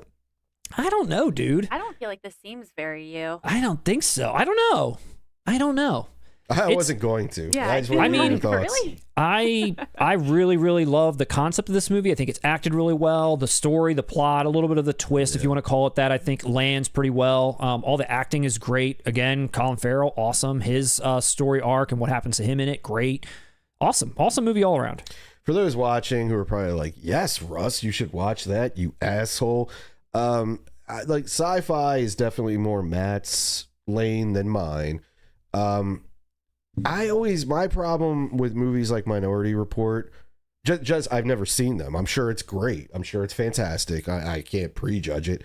A lot of these films, when I end up watching them, I always just feel like they're just one other variation of Orwell's 1984. Every time I watch one, it's like, well, that was 1984, but this time it's just like the sets are different, you know, the time period's different, but it always comes down to basically the same story as 1984, even The Matrix. And I mean, I get not bored with it, but I just always, I'm never blown away. I don't know. And there's always a couple that do. Yeah. You know, but I never felt like Minority Report was going to be the one that did that to me. I don't know how you would take this on a first watch. I remember when I saw this in the theater, some things I'm sorry. Don't they even have thought crimes or some shit in this movie? Well, it's pre-crime, so they have like these three. There's like these three basically like tortured individuals who are like have this whole backstory, but basically they're in like this pool of water. And they have these like horrific nightmares that Tom Cruise, through this like technology, can sort of like decipher that they're dreaming of a murder in the future. And so Tom Cruise and his team then go and stop that murder before it happens. But it's very experimental, and nobody's sure if this is even working, if they want it to work. There's this whole like thing about it. But one of the things I really appreciated about this movie from a sci-fi perspective when I saw it, it's like one of those movies where it feels like all of the tech that they do in there or that they showcase in it, it's just like not that far off from real. You know, it's like you could see a lot of the things that are going on in it, not maybe the thought crime shit. That's always But great. like what the police officers use, like their technology, just the way the houses are set up, the slums, the different things that they have and whatever, their cars, different stuff. It's just that far off from real. So it's like, wow, that really makes me feel like I could see that in 20 years or something, which is kind of cool to bring you in. That's the best way to do it. That's my 5 easy pieces for you. And I'm sure it's a great movie. It's cool, like, dude. It's just like me personally, I don't know why. It always holds me back, that 1984 thing. Like even like when you said pre-crime, I immediately was like, oh, Jesus Christ, you know? Yep. And it has, trust me, if you're going to riff on something, riff on 1984, but just I tend to not. Yeah. It doesn't like just... It doesn't scream at me, Russ, go watch this immediately. Yeah, the Colin Farrell character is like a internal investigator who's like there to witness and observe this program, and he's there to basically like say if it should live or die, and he's really skeptical about all of it. So he's really like against it, and you know all this stuff that goes on. And then Tom Cruise, what happens is Tom Cruise gets a vision that he's going to commit a murder. And he's trying to figure out why, and it's trying to stop it. So there's a little bit of that interesting kind of tense stuff. And then of course, Colin Farrell's like after him. It's cool. It's cool. I don't know what else to say. Other than we got one more Steelbook to show, and it's actually an update. This will be our third update at this point. A lot of updates. This update is brought to us by LIONSGATE. LIONSGATE. Our friends at LIONSGATE. So we've talked about Jacob's Ladder about 100 times at this point. And before we dive in to show some final art, inside, outside, and all that kind of good stuff, Russ, LIONSGATE sent us, you and me, a package. They did. Can you believe that? I can't, because we are the best worst channel of all time. We're a little too subjective sometimes. They sent us some Steelbooks to showcase to the audience, and I haven't opened these, but I when we got these, I was like, that was a very sweet and awesome gift. Thank you so much to them for thinking we were worth it. Yes. I'll say that. We are. But yes. Thank you for thinking it. Thank you for thinking it. And honestly, I haven't bought too many LIONSGATE Steelbooks myself. I don't know what people's experience is out there using their website, their customer service, their cost, the price. The one thing that I do like is that they are putting out new titles that haven't been put out before. They're usually putting new features out there, which I also do like. They're usually grabbing something old, but a lot of these, including Jacob's Ladder, there's new stuff, which you don't really see. Warner Brothers. You know, like with 50 years of One Flew Over the Cuckoo's Nest with the goddamn AI art, like that's shit. Like this, at least I can appreciate. Well, I'll say this: a few positive things about them. Their pricing. At first, when I saw the pricing for these releases, I was a little like, yeah. I was like, is this a little too high for Steelbooks or whatever? But I can see you're about to showcase the Requiem for a Dream. Yeah. When I open this up, you haven't opened it up yet. I haven't. It's not a Steelbook either. Okay. But if you open it up, it's a whole box type thing. I should have brought mine. I'm sorry, guys. But you know, with the poster. Oh yeah, do it right now. What am I talking about? We're a YouTube channel. What are we doing today, Matt? God damn it. All right, I'll open this one up. All right, somebody should have laughed because that felt awkward. I need a canned laughter response as well as the applause. All right, but this is better. Bad host, Bad host. All right, so let me see. Let's take a look at this a little deeper. But the first thing that just caught my eye was, again, lenticular, baby. I got this paper everywhere. Yeah, but see how it opens up? It's really creepy. Hold on, let's look at this. Where are we at here? Let me turn it this way. So this is the TV.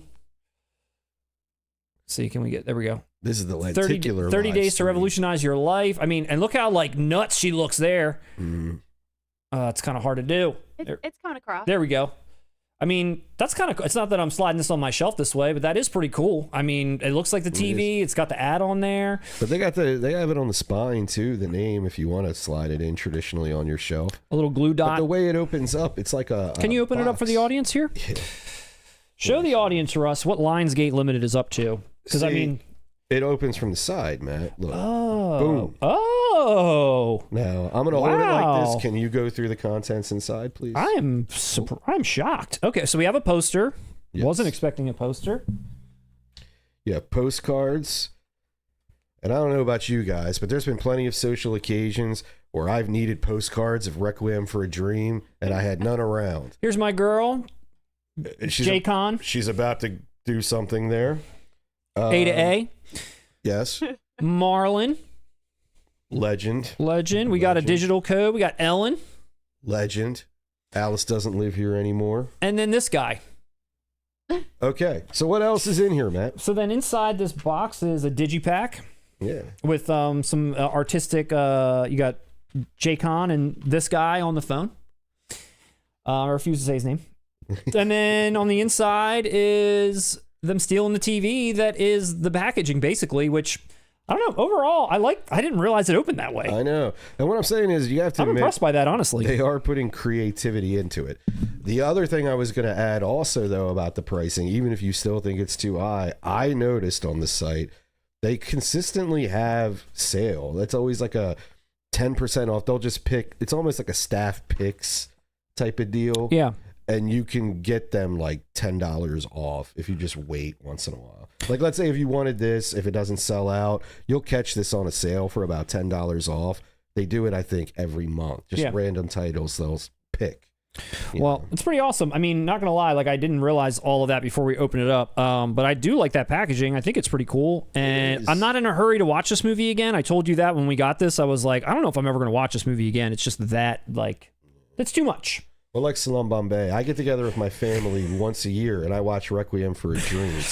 The only time I don't is if the kids aren't there because they love it. They have to be present. They also sent meatballs. Thank you so much. Also lenticular. I wasn't expecting that. Pretty cool. A steelbook with the original artwork on it and then a slipcase with the lenticular hologram art. Yeah, there's a steelbook badass. inside. And I'm a fan of that movie. I dig that movie. And then here's your boy Ethan Hawke in Daybreakers. Yeah, man. Also lenticular. They're killing it with the lenticular shit. Look at this.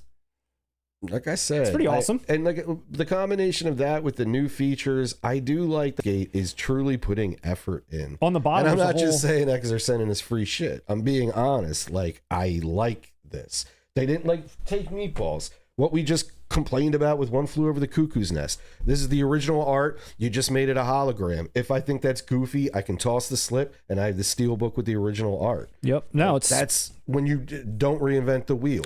And look at, and on both of these, there's a whole second section that says LIONSGATE Limited Extras. So this one, Ivan Reitman, head counselor, The Sound of Summer, establishing shot with Jason Reitman, casting camp, original casting sessions. Like, that's new to their steelbook. This, for everyone that's a Daybreakers fan, which honestly I've never seen this movie, building the world of Daybreakers, art and craft, the actors of Daybreakers, gag reel, art department and lighting tests, costume, hair, and makeup tests, first subsider test, makeup effects tape, stunt department on the set of Daybreakers. It says that this is exclusive to this release. I don't know, dude. I think that's pretty cool. Like I said, I don't know everyone's experience. I have not purchased a lot of LIONSGATE Limited stuff. Just a handful of things. I think I have Kick-Ass and the John Wick, and that was through John Titans Wick of Cult. was Titans of Cult. Yeah, that's through them. And then the Home they also sent, which I actually hadn't really heard of until they sent this in the mail. This has got Pete Davidson in it. Yeah, I was completely unaware of this movie. If any of you guys in the chat have seen The Home, let us know. Is that any good? So thank you, LIONSGATE Limited, for sending that, sponsoring this segment. Really appreciate it. Look forward to getting more. If you so choose to send it our way, and hopefully Jacob Slatter is one of them. So this is Jacob Slatter. Here's what it looks like opened up on the back. Here's what it looks like opened up on the inside. Russ is like, actually, don't send me anything. You had me at meatballs, and now it's over. I mean, I have to admit, him camped out on the couch in Vietnam. It's kind of strange. But let's look at that one again. You got Macaulay? I don't know why. You know what, Matt, this is, if you're our age, you'll get this. I don't know why the Green Day music video for Longview is that came into my head. You remember? Because he's on the couch the whole time. Yeah. I don't know. Looks like there's a slide down case that brings down, like Danny Aiello, Elizabeth Pena, some other stuff comes down, but then you take it off and you lose the title and all that stuff. So you can also still get the Studio Canal if you'd like. That is pretty rad, I have to admit. So for all you Jacob's Ladder fans out there. Well, hold on, go back to the inside of that. Oh, yes, please. Dude, that's awesome. The inside. Because it's that guy shaking his head. That's like one of the most graphic, memorable images in the whole film. Yeah, it's pretty frightening. But great film. Can't wait to get this in 4K and watch it again. You showed this to us, Russ, and Lindsay. You showed it to both of us. I did. At movie night. I love this movie. It's a perfect film. Perfect film. And I'm sorry, man. I blew my load on Catch Me If You Can. You're going to have to give me another live stream to go off about Jacob's Ladder. No problem. I apologize to the viewers. Well, those are your Steelbooks for the week. That's all I got. Solid steals. Solid steals. With the exception of One Flew Over the Cuckoo's Nest. Yeah. So we got 20 minutes left. We're in the final stretch of the stream. We got just a few things left to share. Okie dokie. Go through a couple of these. Imprint. So we talked Imprint. Them always doing some crazy stuff. And Imprint is doing a couple of other titles really quick. They actually teased. Well, let me show this first, and then I'll tell you what they teased. So I agree, though. Imprint, man, I think they need to take their meds. Jackie Brown. Oh, get the fuck out of here. I want that. In a Marlboro box. I want that. I want that. There it is. Don't show me this shit, man. Oh, come on. This is where you get your news. For real. Welcome to prime time, bitch. All right, show me anything you want. There it is. Jackie Brown, a Quentin Tarantino film. Hold on. You know what I love? If we isolate this, like we clip it out to put on, people will just tune in to watch something about Jackie Brown. Welcome to prime time, bitch. What's going on? You know what that stuff? I want that. God, I'm broke, man. You have no idea how broke I am right now. Jesus. Well, they're getting busy. They're putting these out. You can get this on Diabolic. I think right now they've got it for a pre-order. It's not crazy expensive. What's it, like 90? No. Well, I want to say it might be in the 60s, maybe less. Mark me on that, chat. Mark me on that. Maybe I'll bring it up if no one does. Lindsay, shot me at the price if someone says it. Okay. Here it is opened up. See, that's one of those things out of every release Imprint has done, and they've done a bunch that I really want. I wanted Sunset Boulevard. I would have loved to have Mean Streets, et cetera, et cetera. Man, this is the one. Like, this one's me. Like, Jesus Christ. Like, this is the one I need to get. And the big box of it, with you got Jackie Brown. It, instead of being like a long ways, it's like. Oh, my God. Now, here's my question about this. It's just like G.I. Jane and the other ones. That box looks big and rich and hearty. And then you've got a typical, like, Amore case inside with that booklet. Is stuff jingling around in there? They're jingling, baby. I don't know, dude. We'll figure it out. You're gonna figure that out. Okay. So none of your business. Just said it's $90 on Imprint. On Imprint. But I thought I saw it for cheaper. Sale on Diabolic. Maybe. I don't know. All right, $90 all in with shipping too. Oh, sorry, 60. There, I knew it. Even 60. We're gonna have to do some crowd. You guys are gonna have to kickstart this one. Kickstart this I'm gonna release. start a GoFundMe for me to get this goddamn release. But is it jingling? I just told you, man. They're jingling, baby. Okay, they're jingling. All right. Well, go ahead, baby. I do like that how this box looks, because with all the releases that we've got the LIONSGATE Limited Steel, which was a little cartoony, and then you got this, which is, the plane is like about to crash into her head like it's a Two Towers. But this box is really what we need. Yes. This is what we need. I mean, now, yes. Here's the teaser. The only thing I would love if it said this Christmas Santa's got a brand new bag. I'd pay $120 if you threw that quote on top of it. But they teased this afternoon a announcement that's going to be tomorrow, and the teaser was the keys that says Buck on it. So they're doing a Kill Bill thing also. Okay. I don't know if it's 1 and 2. And see, it might be both. It might be just one and the other. Who knows? that's the thing where I would love to own that as well, but that's not as much of a like. I need that. This is Jackie Brown is.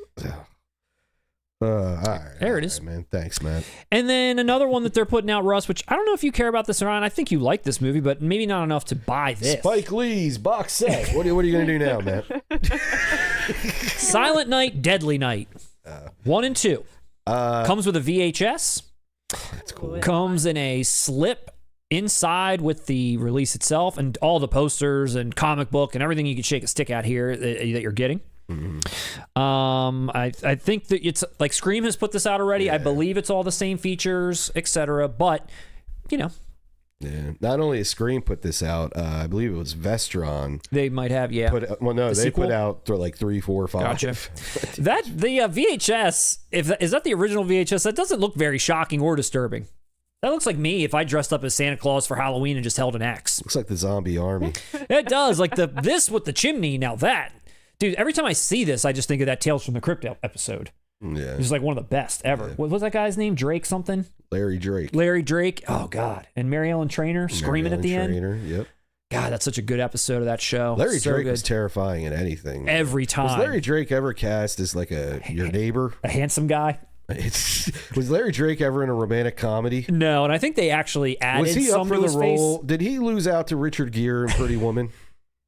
Larry Drake is a hideous man. Him and Clint Howard need to like get together and do a horror series together. Cool as fuck, though, man. We're not going to disrespect either of these giants. You met them both? No, I'm just talking about their respective works. Oh, sure. I thought you met them at a convention. Nah, I never had. Well, Larry Drake's passed away, dude. Oh, recently? I'm pretty sure he has. Okay. Yeah, not too long ago. Okay. 2016. I had to look him up because I wasn't sure who he was. He's hideous. Wow.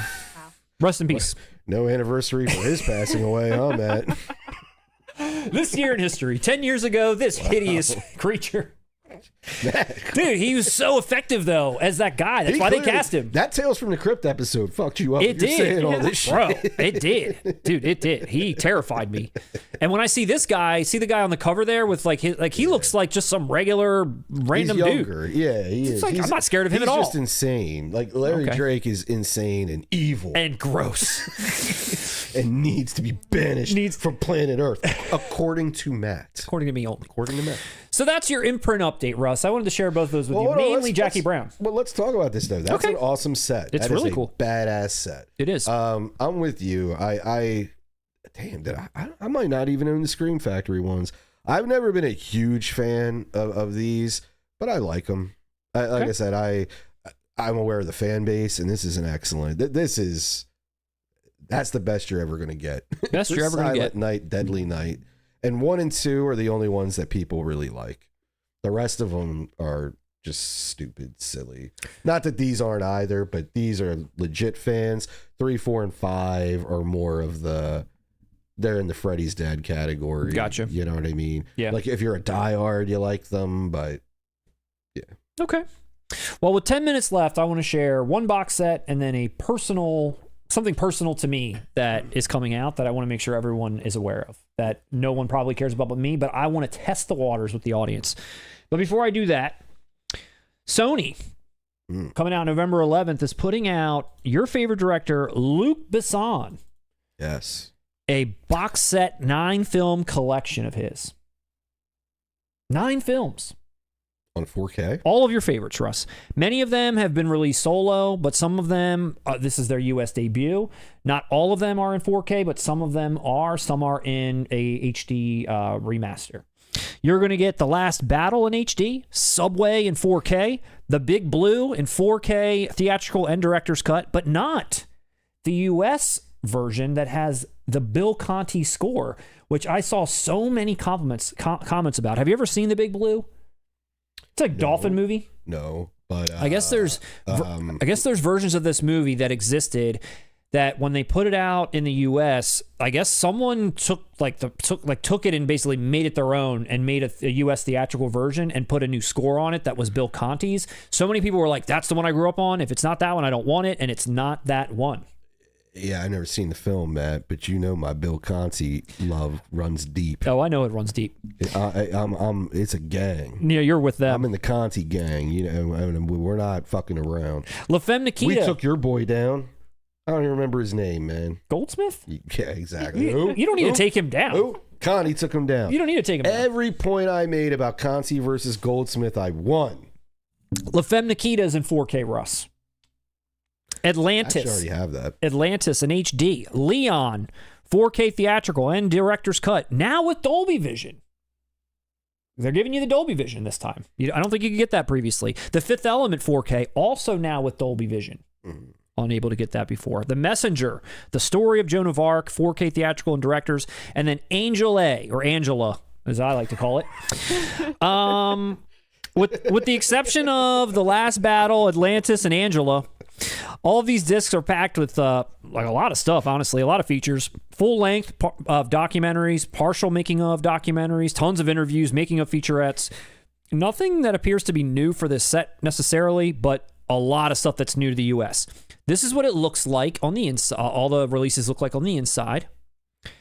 And then they say this packaging in the press for it, they call this packaging coffee table worthy. Ooh. Coffee table worthy. Oh. So are we storing our stuff on coffee tables now? Is that what we're doing? Think you're just going to put that on your coffee table, and when it's time to flip open your favorite Luc Besson film, you're just going to pop her open and pull out Angela? What are you going to do? Spill coffee all over your Joan of Arc Messenger film? I don't know, man. I don't know. And you can see on the spines, it tells you which ones are Ultra HD, which ones are just the Blu-ray. And which ones are bullshit? And unfortunately, this is missing approximately 13 films in his catalog. Wait, Angela didn't get a 4K? Angela is not in a 4K. That's egregious. But you're missing, all of his later work past 2005, and the guy's done a lot of stuff. Including Valerian and the Thousand Planets, or that was a good one, something like that. But I don't know. I thought this was kind of interesting. It's a cool set. I mean, the box is cool. I don't know, when people are at coffee table worthy, I don't want to put shit on my coffee table. I'm not putting that on there. I'm not putting that on there. That's what they said about this Godfather thing. It's not happening. No. I don't want to have coffee. What'd you say? It's got to be pretty big to have. It looks like they go in on a diagonal, right?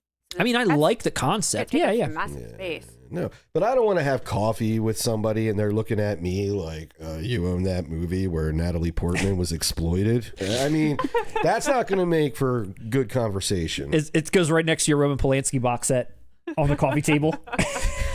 Jesus Christ. All my favorites. Woody Allen, Roman Polanski, Luc Besson, right here on the coffee table. And over here, I have Powder, Jeepers Creepers. I want people to know what I'm about. Here's my Victor Salva box set. I've got it autographed, guys. Remove the art from the artist, you piece of shit. Anyway, Luc Besson box set. I get down with this is cool. Dude, it's cool. No, it's cool. I'm with you. It's totally impractical and it's going to be that big. But if it can fit on a shelf, I like it. This is the only one of any of those that I own, and that's of Leon. And this is my Everything Blue release from Zavi. Denny, if you're out there, I love you. This was a lovely edition and a lovely steelbook too. And it's the only 4K of Luc Besson's that I own. I own Angela on cassette tape. Russ, that's your Luc Besson update.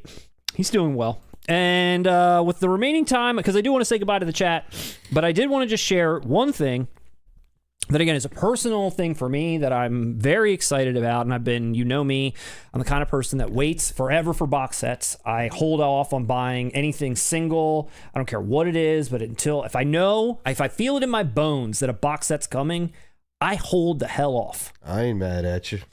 And this, what I'm about to share with you, has been released a dozen times because it's a TV show. Oh. Episodes or seasons have come out. It's had movies. The movies have had their own box sets. They've collected season 1 through 3, season 1 through 5, blah, blah, blah. I'm like, nope. I'm waiting until all this shit's done, until the director and the writer is dead so they can put it all together. He's not. But they finally put out their very last movie because they called it the grand finale. So that shit better be done. And that is for Downton Abbey. Oh. I don't know who out there loves Downton Abbey like me, but it's coming. The only thing I wish is that it was a 4K box set. It is only blue. The only thing that rubs me wrong on that is the movies, which I have not seen any of. They're all in 4K.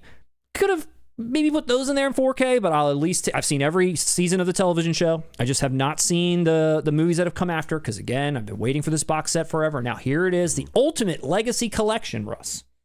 When's this coming out? I need to get my mom something for Christmas. It's available for pre-order for now, but no date has been set. You can pre-order it right now on Amazon. I'm serious. She likes this show. You guys should get together and have some coffee over the LUC BESSON set. I adore this show, as does Lindsay, the producer. I absolutely adore this show, and which is really weird for me to say out loud, because I remember when I started watching it, I was like, I'm not gonna like some period PBS drama. Like, that's dumb. No, I disagree with you there. I felt like I wasn't going to. You do like period piece dramas. Am I wrong, Lindsay? Depending on, but the favorite when he gets into them, he likes them. He likes them more than most people. I think when you look at this, you're watching Downton Abbey, Matt. Listen, I'm saying when you look at something like this, to the layperson, to me, at least in my naive brain, I thought this looks boring. This looks like slow, boring drama, soft. Whatever. This is some of the most touching stuff I've ever watched. The humanity is just pouring. Like, when you want to feel good about something, when you just want to watch something that makes you feel good, this is the shit to watch. I am not kidding you. This is a brilliant show with nothing but heart. And again, humanity, I can't say that enough, because it is about, you know, like the lords and the ladies and all the people that work for them. But it's not some like they're all subjugated and they're slaves or whatever. Everybody cares about everyone. Everyone's involved in everyone's life. And the show spans like 30 years of their lives. So much has happened. And not to mention, it looks great, all the costuming and where the locations are. But again, if you just want to feel good for once in your life, watch this show. I don't mean you personally. I mean in the larger sense that we're watching a lot of stuff that bring us down. You sold me. Dude, this is a beautiful show. You just said, and it hooked me. Episode 1 hooked me right away. You had me at, what was it? How did you word it? The humanity. Not to get on anything political, but I think everyone needs more humanity nowadays. Humanity. I think everyone needs to. Remember when I like that. That sounds great. Remember when I watched it was Hands on a Hard Body, and I told you when we watched it and how funny it was, and when it was over, I was like, I miss people just caring about people. Yes. It's like such a bygone era. It sounds so weird to say. It touched me watching that. And this is the same thing. It's like people just caring about others' lives all across the spectrum of wealth and poverty and people. I don't know. It's great. I was just about to ask that. I'm sure in this, it's like Hands on a Hard Body. It's like people who are different, but damn, they're not just arguing all the time. There's humanity. You recognize the humanity in people who are different than you. And we do need more of that. So Downton Abbey, one of my favorite shows, limited to $28.50 and a certificate of authenticity. So pick this up, pre-order it while you can. It's going to go on my coffee table, just right next to the LUC BESSON set. Well, my mom ain't getting that if it's a limited edition. You better $28.50. You better pick this up now, Russ. I can't even afford that Imprint Jackie Brown. We're going to be rewatching this bad boy as soon as it comes in. That's also what I've been waiting for, to pick this up, to rewatch it. Lindsay, the producer, it's due for a rewatch. You 5 easy piece that, man. Hell yeah. And I could have gone on longer. Give me a whole episode on that. Do it. Well, we got to go to the chat. We got to say goodbye. Oh, yeah. And I want to say really quickly, this is our mailing address. If you ever want to send us something, this is where we're at. 4 Peddlers Row, Unit 234, Newark, Delaware, 19702. And that's our email. Send us your roast or toast submissions. Send us a hello. Say hi. We are really good at responding while supplies last, because we're still fairly small. Once we're in the millions of subs, you're not going to get to hear from us anymore. Never again. A bot will be replying. Yeah. Right now, bots aren't replying. We're actually replying. Send me that Jackie Brown. So, and also send us pictures of yourselves in the merch. I love those. I get such a kick out of them. Yeah, send us your pictures. Really make my day. Yeah, send us your pictures. If you bought anything, send us those. We'll share those too. Let's close out with the chat here for the last couple of minutes. Let's roll up to the top and let's see how many people love Downton Abbey, how many people love LUC BESSON, and have taken a blind eye to his antics. How many people love us? Yeah, let's talk about that some more. And me. Those people can worry about their own damn love. Let's talk about me some more. Yeah. All right, let's see. Where were we? House Party all the way from Adinier. It's one of my favorite movies of all time. 10 out of 10. 20 out of 10. 30 out of 10. 30 out of 10. And if you disagree, I smell pussy. Oscar says the cops' footage from their body cams when they drag Matt out of Barnes & Noble will be great content. We could go viral that way. Maybe we'll hit 20K if you could do something like that, man. Every popular Arnold movie is in 4K now except Commando, and it hasn't been announced. till this day, says some 8. And Commando would be a day 1. That's a classic Arnold. That's top 5 Arnold for me. I haven't seen Commando. There was a request for you to do a Schwarzenegger impersonation. I can't do Arnold. You What? can't. I don't think I can do Arnold. can. I don't think I can do Arnold. You have. Now he's withholding. No, I'm shy. If it's possible to identify who the 4,000th subscriber is, you should do a giveaway to him or her. I think we did mark that down. We may have given that person something. We'll see. I'm not even sure at this point. But we are due for a giveaway. Where is our 30th anniversary Arrow release of Friday, right? That's a good point. As long as they got the theatrical in there, they better have the theatrical. Sneakers is a spy thriller. There you have it. Sneakers was a bore, just like Silverado. Tom Hagen, you can go to hell. Can I point out another thing about Sneakers that I think would have helped it? When I was 10 years old in 1992, I was aware of how rating systems worked, and that movie was PG-13, I remember. And I remember even then thinking, hey, for a espionage crime type thing, this isn't rated R. That was another thing I remember. Like, it just felt very vanilla to me at that age as well. Okay. But I'm interested now. Clearly, I was wrong. The fact it is September and we still don't have Friday in 4K for its 30th anniversary is criminal, says the Office fan. It really is. It's surprising, too. Maybe they're pushing it back because last I heard that they're actually going to go through with a new Friday movie. And that has been, they've been stalling Cube out on that for years. But I believe he just recently got the green light. Maybe they're trying to tie in with something like that when it gets released. I don't know. But it is stupid that we don't have it. Any chance of the 4K Kings Warner Brothers WB logo Matt has worn getting a design for the shop? It's in the works, Jedediah. It is in the works. We are working on that. Don't you worry. It's coming very soon. Matt's a young Daniel Day-Lewis. Thanks a lot. None of your business. I agree. I am. Matt is so back. Matt, can you write me a... Oh, no, go ahead. I was like, Matt, can you write me a letter with your left foot? I would love that. Let's see. Do Carl from Sling Blade do that? Do Carl, man. I've never seen that movie. Taters. You got to do something like that. Taters. Yeah, I've never seen it. Oh, I just mimicked you doing it. You would love that movie, Matt. You should watch that. Oh, my God. Look, I'm turning into the chat now. No, for real. You would love Sling Blade. I know that. Jennifer Jason Leigh in the Hudsucker Proxy was doing her best His Girl Friday. I liked that. I don't know if I'd say I liked Hudsucker Proxy. It was pretty good. We should do a segment on that when actors are doing impressions of other actors of other stuff. In movies. Like, for instance, you do know Big Trouble in Little China. Kurt Russell is doing John Wayne. Yep. In Escape from New York, he's doing Clint Eastwood. It's like there's a lot of things like that. Christian Slater doing Jack. Well, Christian Slater wasn't doing Jack. Well, yeah, I guess technically. Doing Jack. But baby. he was modeling his career after what choices he thought a young Jack Nicholson would do in the late 80s, early 90s. Gotcha. Okay. What else we got in here? Eric Otto with a happy birthday. Here's all the happy birthdays. A lot of happy birthdays to That was Lindsay, the so producer. kind. Thank you, guys. We're not getting a refresh here. I need a refresh. 4 Cough Kings. Sorry, I apologize. There we go. Sorry, we're a little. All right, there we go. We need a little bit of a refresh on there. Okay, here's where we're at. The Home is actually a fun movie. I said that. No, Matt, I told you that the other day. I texted you and I said, I'm going to give that a shot just because, I feel like we should do something for Lionsgate for sending this. We should. Well, no, and I think we should do a giveaway too. I mean, we should maybe. We'll do a giveaway on some of these titles too, as they keep sending them to us. We'd love to. Minority Report has the most realistic depiction of the not so distant future. Olivier, that's you're on, brother. Exactly right. Peter Stormare is great in Minority Report. Yes, he is. He's very good in that. It's a quick moment that he's in. I love Peter Stormare every time he shows up too. Let's see. Minority Report and Catch Me If You Can seem to be the movies where Spielberg's cinematography became full of diffused light and John Williams' music became diffused too. Facts. I agree. Honestly, I don't remember the score, so maybe that's a good point. Yeah. Watch Tigerland if you like Farrell. I know that's one that I've wanted to see. I've heard that that's like a touchstone of his career. Let's see. Tom Hagen just said, "I love it when my TV tells me to go to hell." Tom Hagen, go to hell. That's got to be kind of weird. That when your TV's talking to you, it tells you to go straight to hell. Lionsgate package is actually I just pretty love cool. Tom Hagen. Yeah. I just love that we have Tom Hagen in our chat. I'm literally picturing Robert Duvall. Yeah, telling us.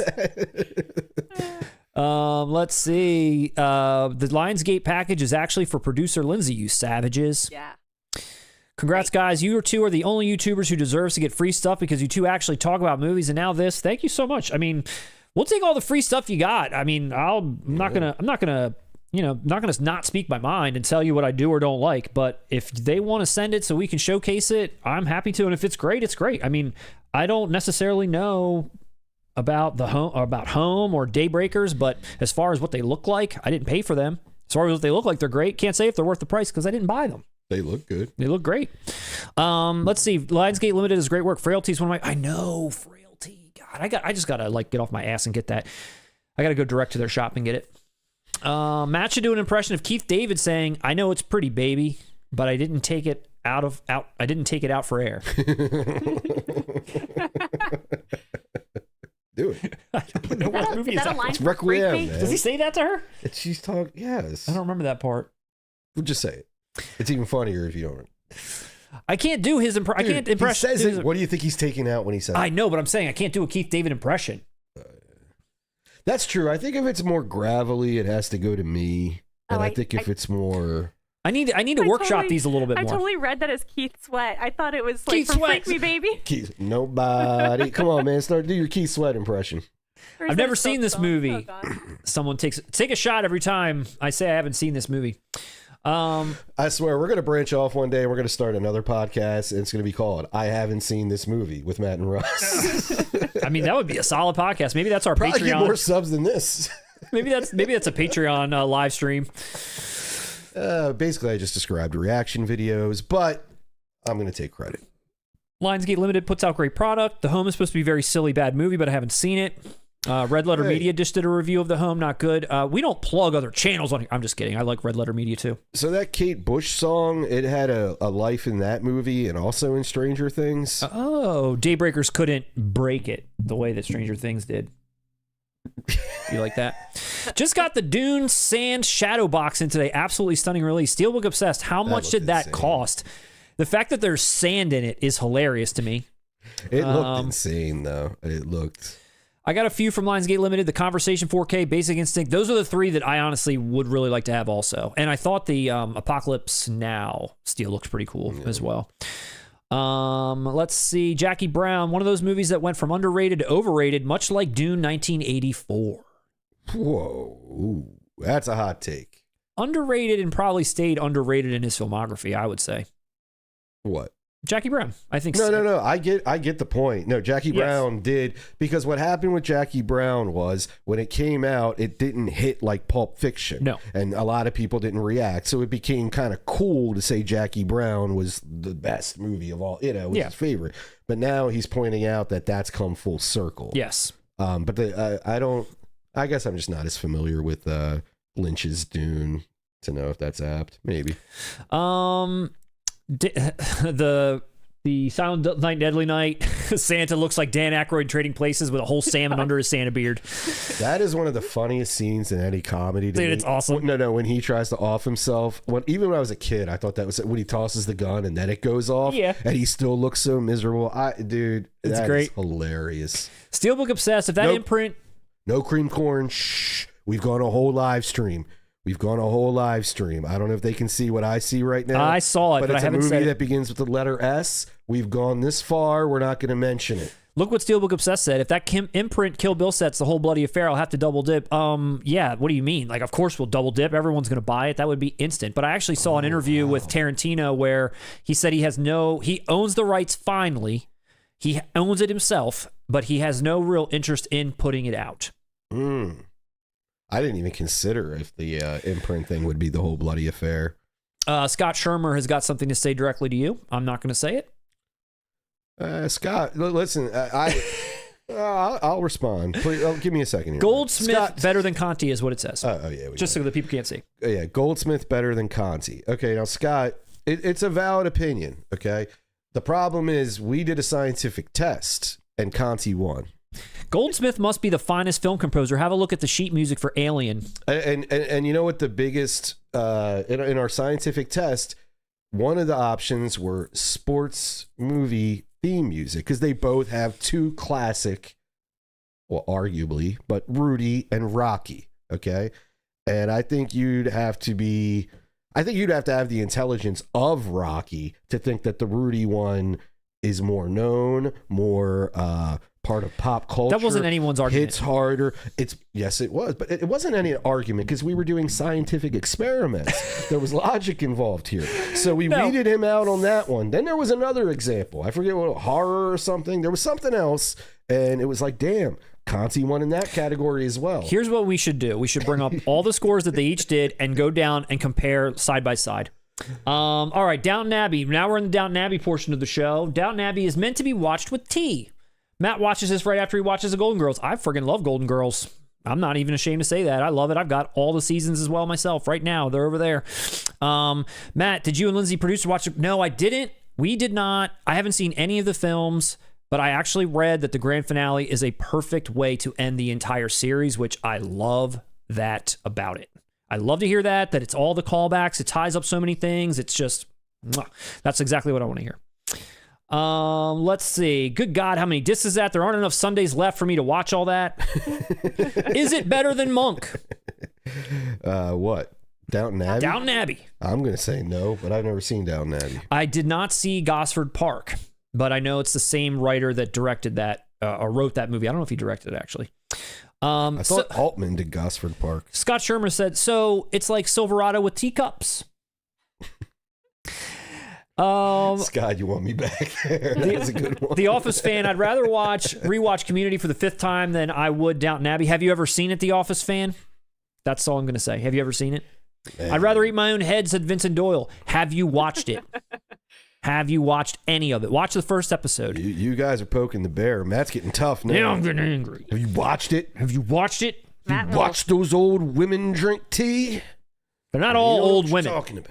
That would do anything for Lady Mary. So. I had a dream about her.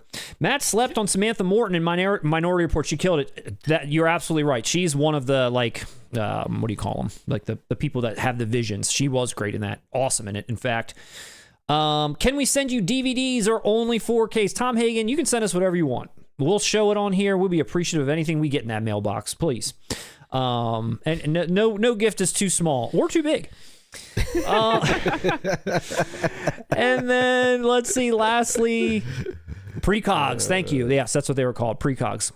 There is a reason Downton Abbey is filmed overseas. I don't know what that's supposed to mean, Office fan, but I'm going to close out by saying thank you all for enjoying and hanging out with us tonight. Yes. It's been a lovely time. Indeed, it always is. It's always been a lovely time. We're going to be streaming 2 weeks from now, as always, but on a Monday, a very special Monday. Ooh, what's going on? So Lindsay, the producer, and I are going away somewhere. It's a secret. But, and so that we don't have to miss Until you have to pull that 4K King privilege where you're at. And then, so that we didn't have to miss the stream, we're going to bump it to Monday. Hope everyone can watch. It might even be a little bit earlier for all of our folks that are overseas. We might be doing it a little bit earlier instead of 5. I'm glad I'm being made aware of this. You were made aware of this via text message. Oh, that's right. You did say, I'm okay with that. So hopefully you're still okay with it. But we will be back. We'll obviously put something out about it so that you won't miss it, but it'll be on a Monday next time instead of a Tuesday. Please join us for that. We got a lot of great videos coming up. We got a lot of great shorts coming up. I'm going to be wearing shorts for a little bit longer. Oh, yeah, man. Lindsay, you got anything to add before we get out of here? No, thanks for a great time. It was a lot of fun. Invader was here. Don't knock Downton until you watch some episodes. That's what we're talking about. I'm not reading another comment other than that. Downton Abbey, you're a treasure. Mm-hmm. Thank you, everybody. We'll see you next time. Russ, as always, I'm going to give you the very last word. Well, so, Matt, I recently had the privilege of watching Flowers in the Attic, the 1987 film, and let me tell you something. I thoroughly enjoyed this film.